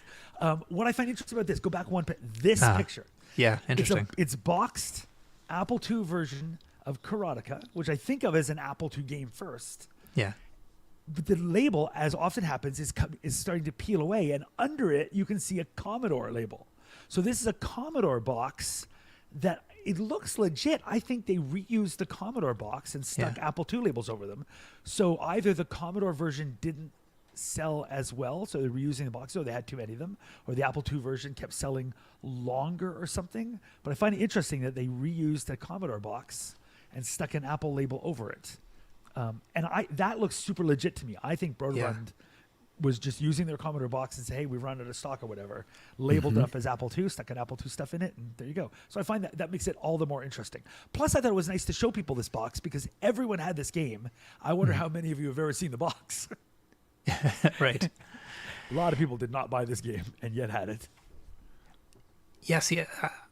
This kind of thing with the peeling label, I think that's one of the most interesting things about getting a real legit thing. Like if rather than getting a reproduction, even if you intended to get a reproduction, and I can see there are people who make reproductions, openly, and I can understand that. I mean, like you want something that looks nice, that is like what you remember, not this mashed up thing that got wet, 20 years ago.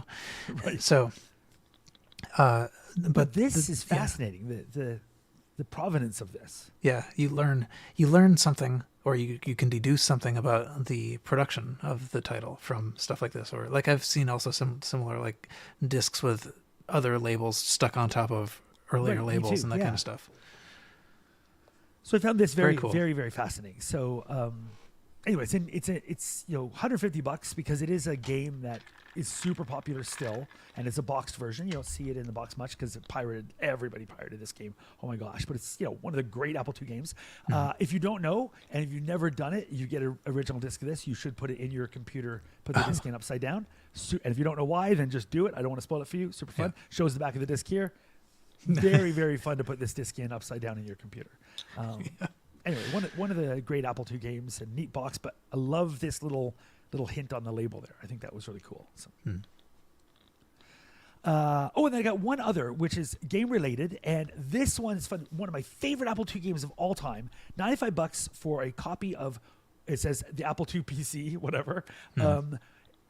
Wasteland for the Apple II is one of the all-time great games. Love it, love it, love it. But if you get it, you want to get the first publication of it, which is this one.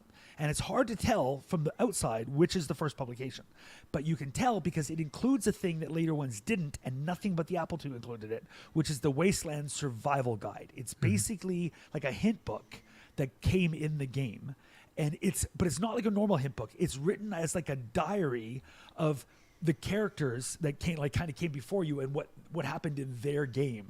And so it's a diary of one of the characters, and so you can read, well, when they went to the town, what did they, we talked to this guy, we couldn't buy anything from the store, we got ambushed in this alley, and so if you go in that alley, you're going to get ambushed. So it's one of the most creative and best written hint guides ever, and it came only with the first version and only for the Apple II. So a lot of times, a lot of Commodore 64 people seem to sell Wasteland plus this thing. But it never, as far as I know, ever came with the Commodore 64 version. You can only get it with the first edition of the Apple II. And so it's cool. And so if you want to get this game, you want to get this version. And normally this sells for more than this. $100 is a good price for a completed version of Wasteland without this. And I think this person doesn't realize that it's complete because they say flat box only. I think they think this came in a bigger thing. Yeah. But the flat box was the packaging. Like this is a complete set. So for $100, I think it's a good buy because it's got the survival guide. It's all about the survival guide. Mm-hmm. Yeah, this is one of those. It's a little bit like a record or whatever. Yeah, it like a double album record thing. Exactly. Yeah, with a ridiculous picture. I don't know if you can see if there's a photo of the inside. It opens up and you can see there it is. The developers all dressed up in their Wasteland cosplay.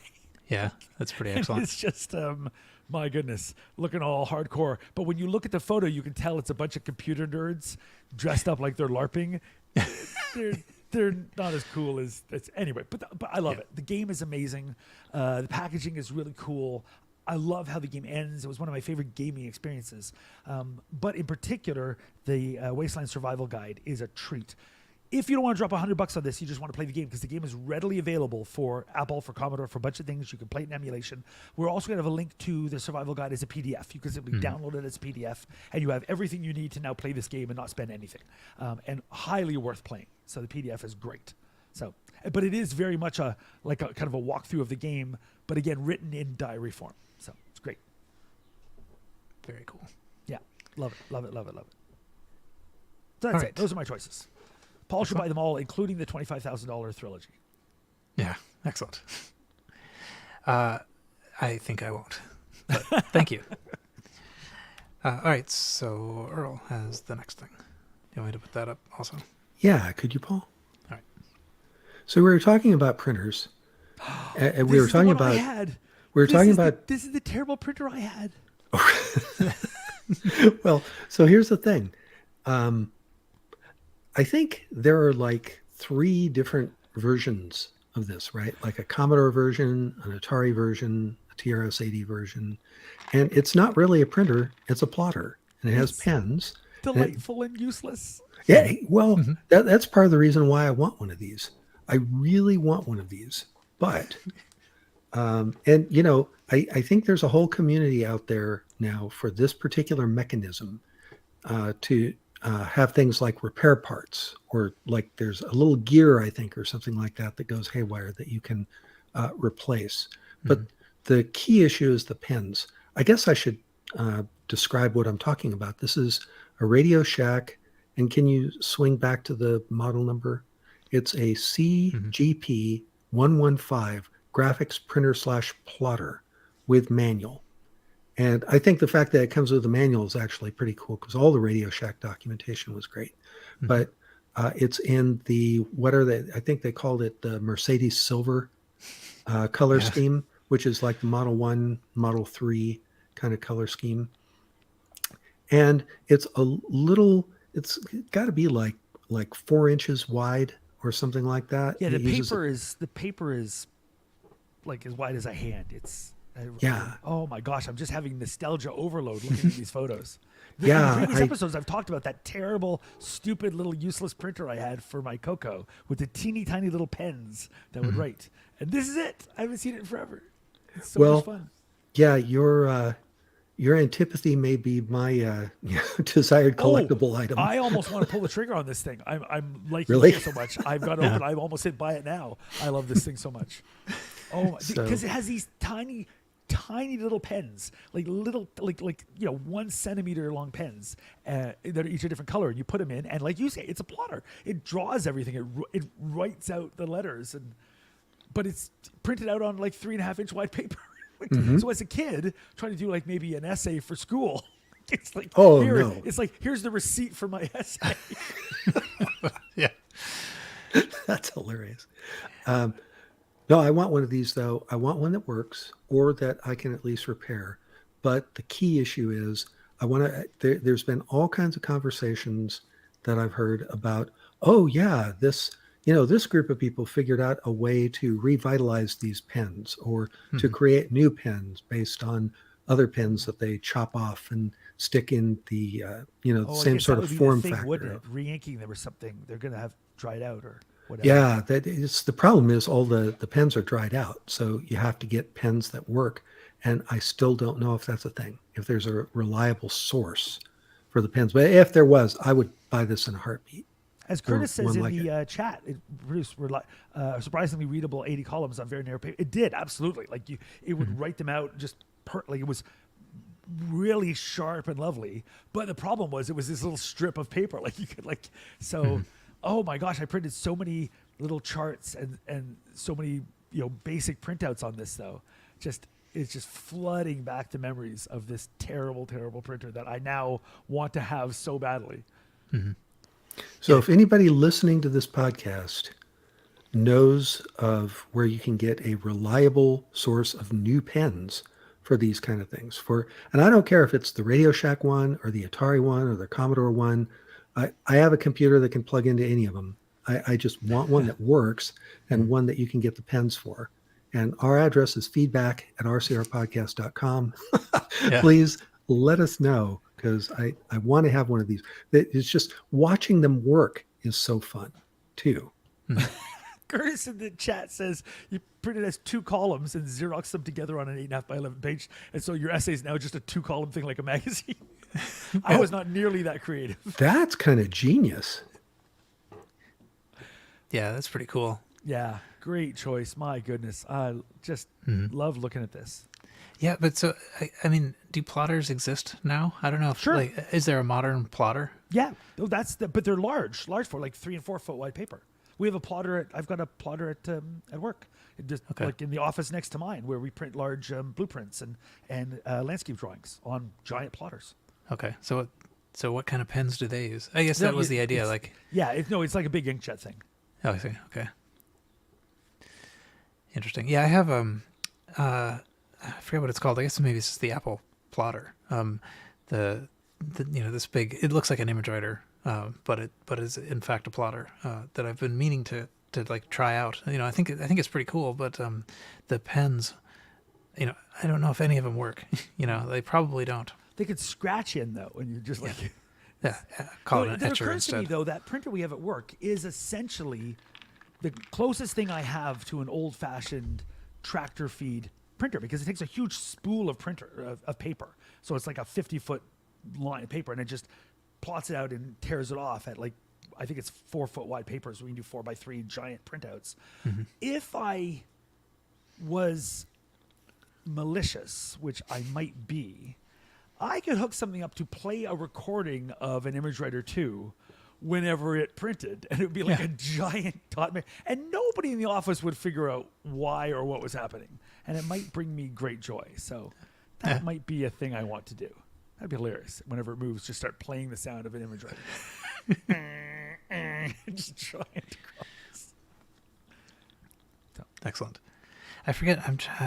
There was an early video that I'm only remembering the pieces of this sort of halfway, but so Cable Sasser, who is the guy, one of the Panic guys, had somewhere early on there was a new Apple released some new Mac or whatever, and he was in correspondence with somebody who was really kind of agitated about the noise that the fans were making in these new ones, and so he made this little video, and I think I've seen it somewhat recently, where I was noticing how old it was. It was like little and not many pixels across or down, but anyway, like he made this little video where he had got the new machine and he reached over and turned it on, and the fans ramped up, and it made this huge noise. And then after a second, the idea is he sent this to the person who was all agitated about the noise, and caused great anxiety and rage. But soon the camera pans around, and he's like vacuuming at the same time. It's like very nicely done. Joel in the chat if I asked can if find it. you can have a hard copy printout of this podcast episode. I say yes. It's also available on vinyl or cassette tape. Yeah. Oh, I should say, so track. we talked, I think, a couple episodes ago about the A2 stream, which is it's like a streaming audio for the Apple II.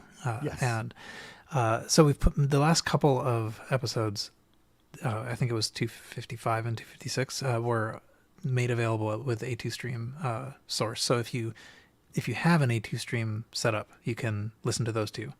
And you can this stop one will now be and like go back and re-listen. That's right. But yeah, so this one, I'll keep doing that for a while at least. So if you want to listen to RCR on your Apple II GS or whatever, you can. And I think actually it is now possible to do it relatively easy through emulation too. I think Apple Win can emulate the Ethernet 2 card that you need to do that. So, but it sounds better on an actual machine, of course. Okay. Anyway, yeah, I got sidetracked. Somewhere I'll find that video though with the vacuum cleaner. I've spoiled it, but it was still funny. Okay. I actually didn't find as many things as I usually do, which is probably okay. I found this, which like I found it. I thought, oh, that's interesting. It'd be worth talking about this, and between in like 20 minutes later it was sold. I think Unobtainium. I think we have talked about these before. Yep. But so this We was should mention what it is though. yeah, no, that's good enough.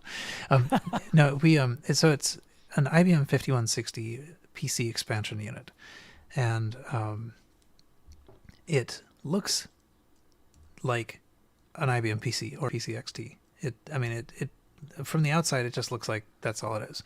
But If I walked into some room or an auction or whatever and saw this, I would assume it's an IBM PC.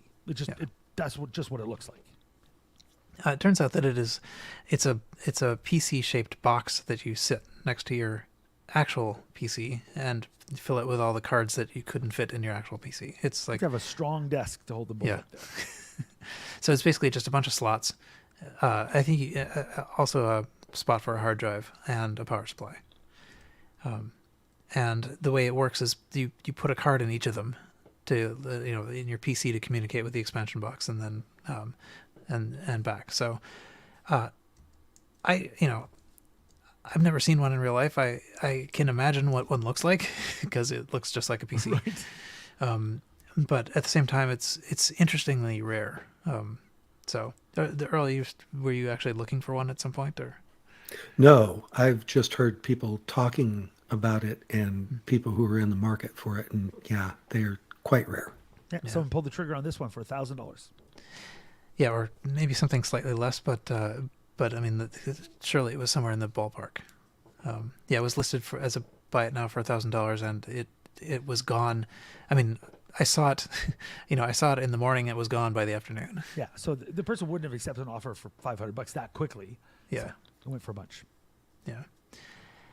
Anyway, interesting thing to know it exists if you're looking for it. Too late. Yeah, you can. It's possible that if you came across somebody who didn't know what they had and they just were selling IBM personal computer expansion unit, or even better, IBM 5161 with no further indication, you might sneak in there and get it when no one noticed it. But 5150 is the PC, 5160 is the XT, and then 5161 is the XT expansion. Yes. So.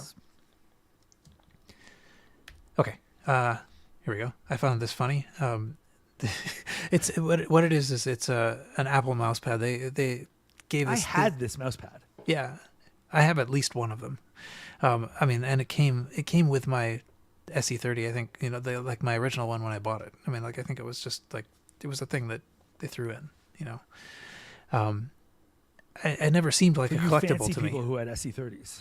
Yeah. Well, I mean, I He think said with to jealousy. yeah, but they probably gave it with the SE as well. Us lesser people too. They gave it to us SE owners.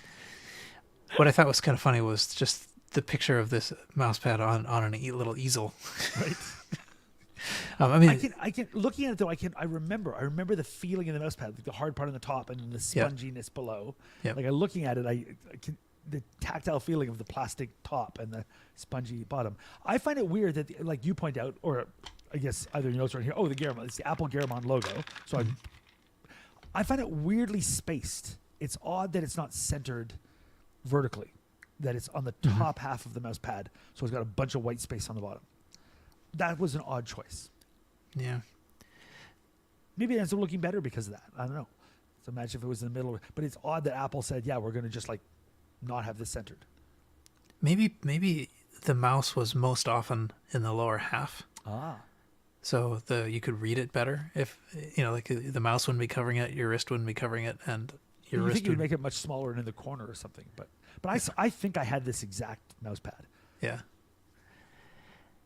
Yeah, and I mean it was nice as mouse pads go, I guess.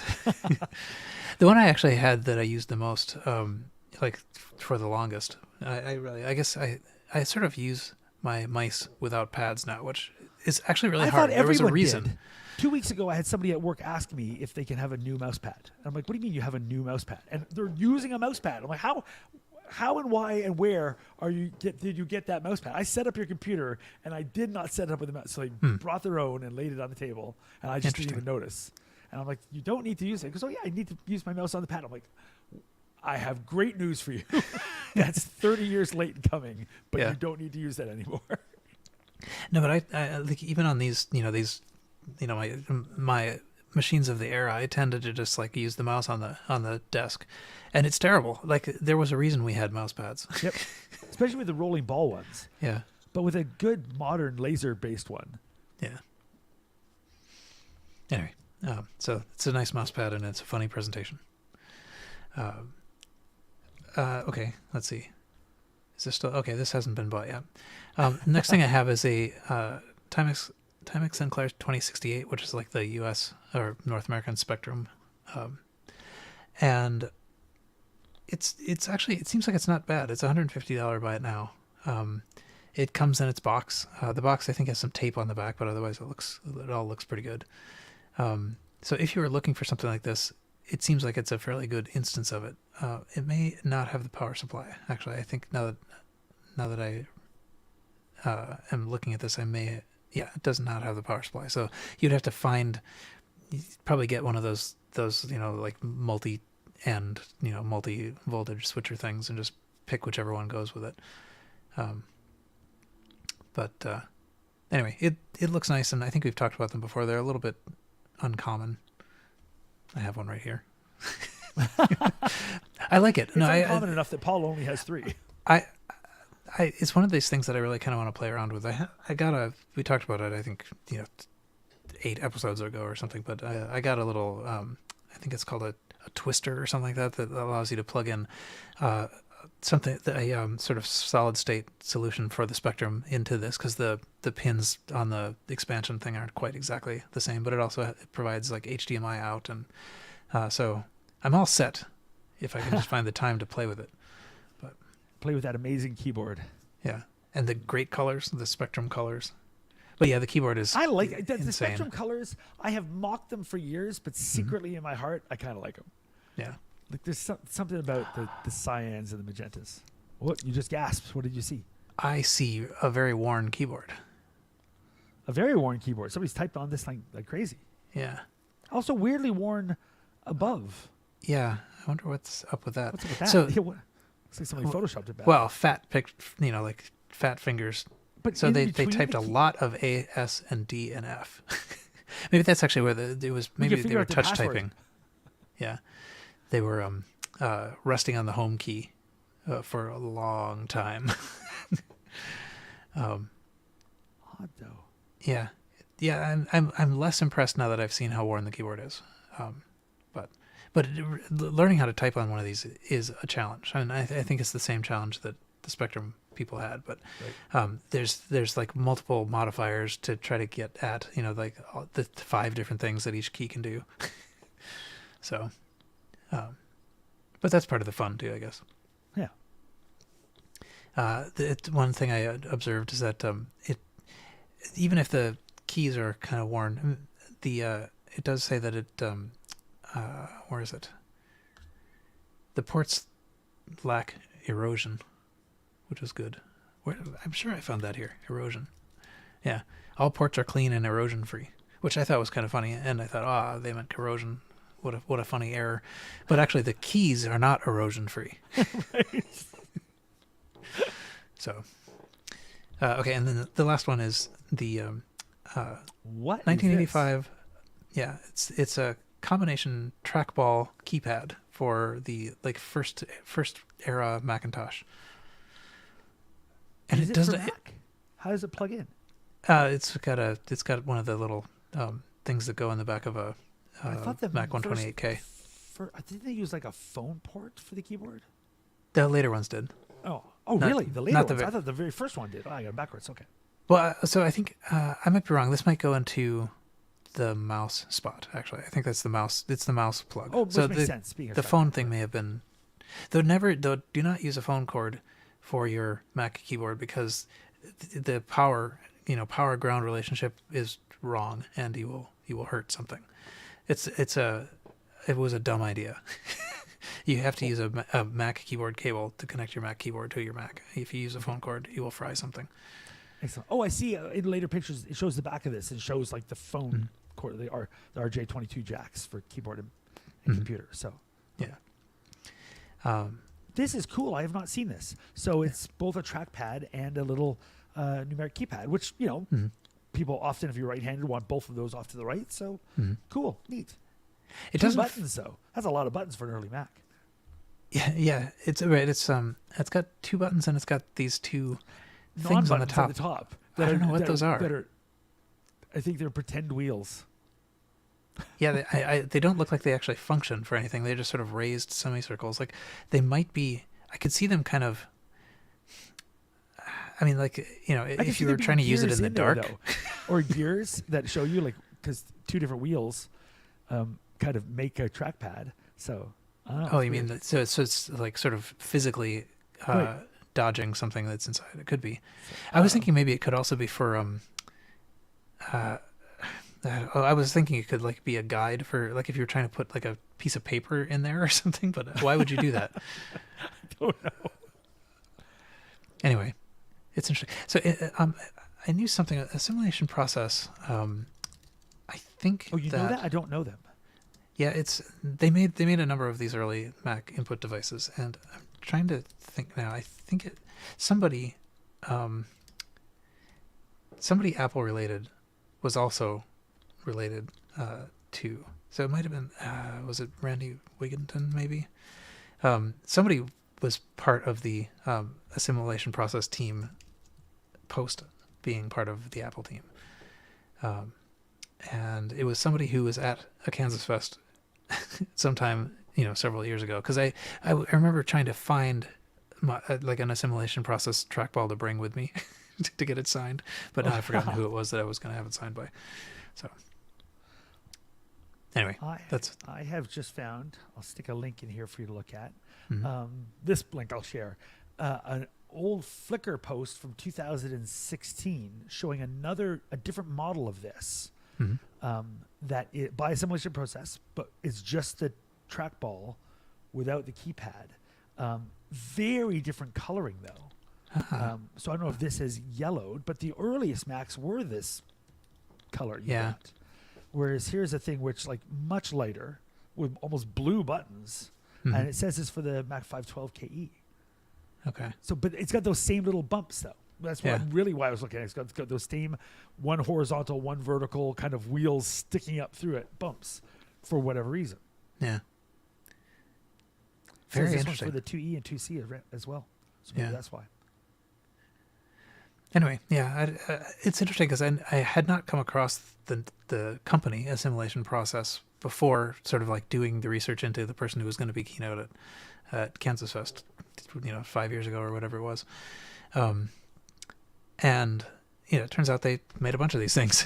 So, and I think they were well regarded too. Yeah, I had for an old Mac. I don't remember which Mac it was, but maybe the Quadri or whatever. I had a Silhouette trackball, and that was the only time I used the trackball as my main thing, and I loved it.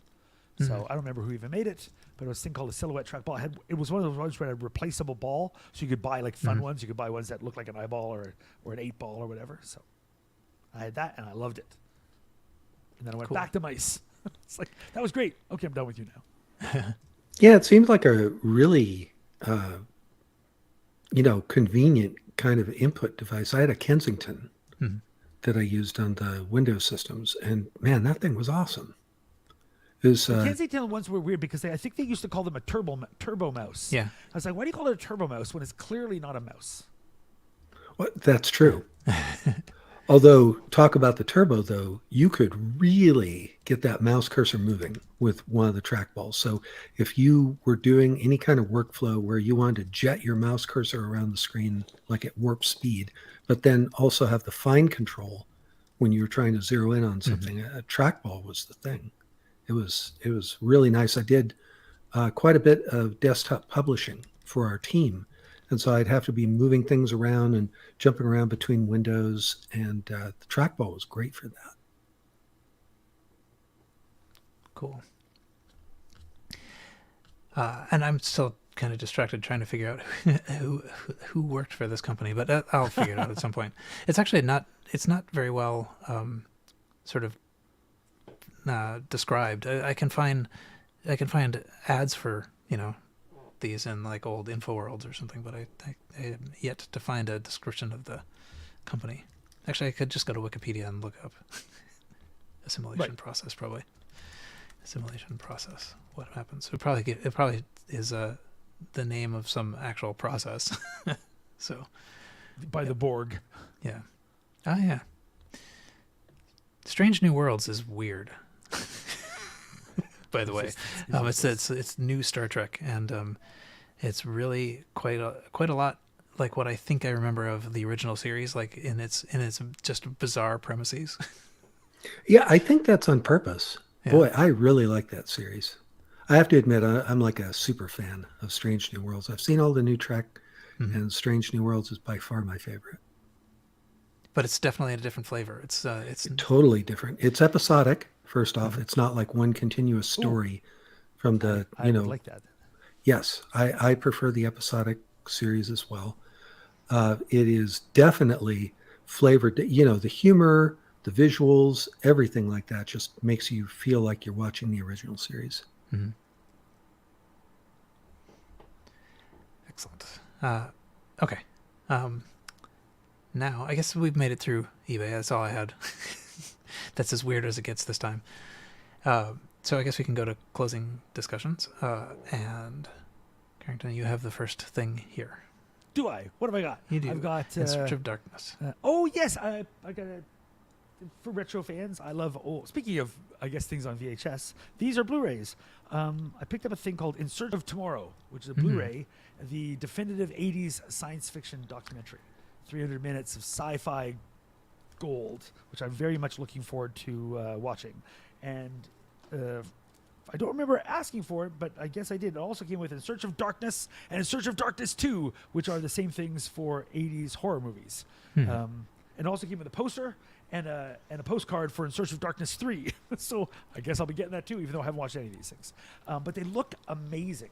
So if you're into 1980s era movies, 80s sci-fi in particular, for the In Search of Tomorrow, or 80s horror, so VHS era stuff, they look like deeply cool documentaries with a ton of people from the era, directors and stars and background people and effects people or whatever, talking about like how things are made. Like here's a bit of an interview with Bruce Boxleitner talking about like doing the light cycle stuff in Tron and running around with a broom because of it and stuff or whatever. And just like looks amazing. So haven't watched them and yet highly recommend. So we'll see. But I'm very excited. Cool. I'll be watching that after this show. That's what I got. That's retro. That's retro oriented. Yeah, I like it. Earl, any closing thoughts? I have no parting shots this time, except it's just good to retro yak with you guys as always. Sounds kind of throwing up, but Yeah, okay, I was going to say exactly. That's how I remember referring to that in high school, and I'm not sure that's what I would hope to do. But anyway, we great. used it for talking when I was growing up, but I have to admit, I'm not sure which definition is more applicable for what we do. But let's see. One thing that's happened to me recently was I did a fair amount of traveling to small groups of family.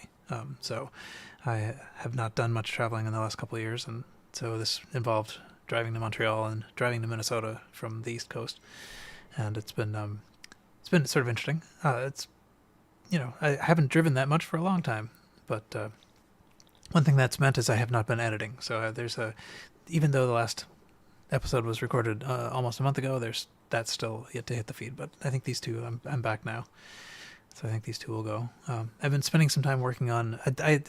I some months ago claimed to Kansas Fest that I would present about writing an arcade game for the Apple III, and I'm now doing that since I have to talk about it in a couple weeks. But it's going pretty well. It's pretty fun. The idea is essentially that the Apple III has some sort of like technical stuff in it that makes it pretty good for games, even though it didn't last long enough for anyone to write any. So yeah, the only Apple III games I ever see or mention is when you're looking at an Apple II game and it'll say in the documents, if you're playing this on an Apple III, you got to go into Apple II mode. Yeah, that's it. Yeah, the Apple III could emulate 48K Apple II, and so anything except black and white. So you only get to play your Apple II games, if they run in 48K, and if you don't mind them being in black and white, even though the computer otherwise could do color. So anyway, I've been playing around with like that, just trying to basically write a game that uses all the stuff that it can do, and it's been a challenge because part of the reason that nobody wrote anything for it is because the documentation, it didn't exist before, and it's pretty scarce even now. I mean, like, it kind of says that it can do this thing, but not exactly how it can do that thing. So, so I've learned a fair amount of stuff along the way, which at least I can contribute to the documenting of. I was going to say more than even the game or whatever, if you make it. Creating the documentation, like helping other people know, hey, here's a thing, is probably the big step you could contribute. So that's cool. Yeah. So I don't know if you remember the way the Apple II graphics works, but it's with the memory holes and stuff. It's pretty ridiculous. Yeah. I mean, so in order to save, chip logic and that, chip space and whatever, the high resolution graphics is sort of in alternating, and text also is in alternating lines. It's sort of like 3 screen regions. So if you increase the address, you'll draw things on one line, and then you'll wind up, the next thing you'll do is like a third of the screen down, and then another third of the screen down. So they interleave everything. And in 80 column mode on the Apple II, they did the same kind of thing where they had 40 columns of text and they wanted to get 80. So what they did was they took like the even characters from one page and the odd characters from another page and then smushed them together. So if you want to actually write 80 column text, you have to write alternating letters in different parts of this memory. And the Apple III does all of that, like, 2 more levels. So everything is interleaved. The highest color, high resolution graphics mode has every seven pixels are stored in 4 bytes. So and they're alternating. So you have like 2 bytes on page 1 and 2 bytes on page 2, but they don't line up across. The first pixel is all in the first byte. That's actually fairly straightforward, and that's the last straightforward pixel. Because then hope you enjoyed it. That's the last time. The next pixel is like 3 bits of that byte, and then 1 bit from a different byte 2,000 bytes away. Well, the one thing you learned if you're doing Apple graphics at all, it's always done with tables. You simply instead, I'm going to use this table, and it just tells me where everything goes. Yeah. Pre-calculated, because it's crazy. Anyway, it's been fun though. I mean,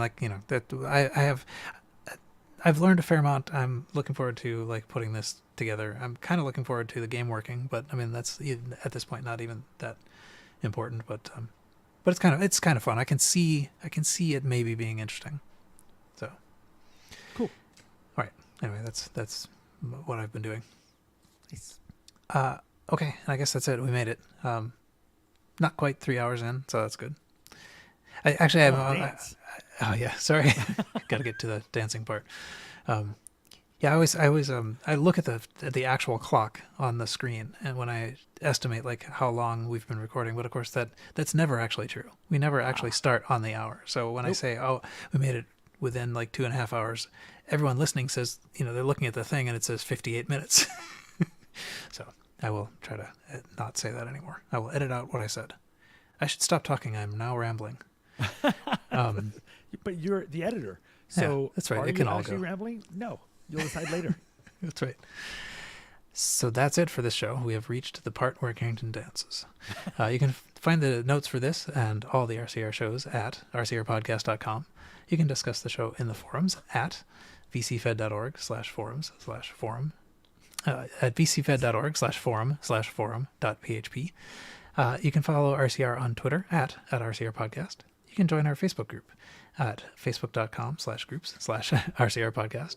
You can send feedback to feedback@rcrpodcast.com, particularly if you know something about how to get new pens for the old plotter printers. We are a member of the Throwback Network at throwbackreviews.com, and please write a review on iTunes if you wish. And until next time, Retrocompute. Excellent. Perfectly Cool. synced. Wow, that was amazing. As far as the listener It only knows. took 257 episodes to Yep. get to that point. Very cool. All right. Well, thanks everybody for showing up, even though we have been late to show up and rare. Because of Earl. Hey, now. Yeah. Yes. The microphone actually worked out quite well. Everybody's Sounded microphone great. worked out. Yeah. Yeah. Just got to restart 15 Yeah. times. I Excellent. have no idea what fixed it. Great. So Yeah. I have the same problem next time. You need to interleave your audio bytes. I think that's what it is. Something, be the other Endian, whatever Endian you are. Yes. Open my eggs from the other side. All right. Anyway, thanks, YouTube. Thanks, YouTube.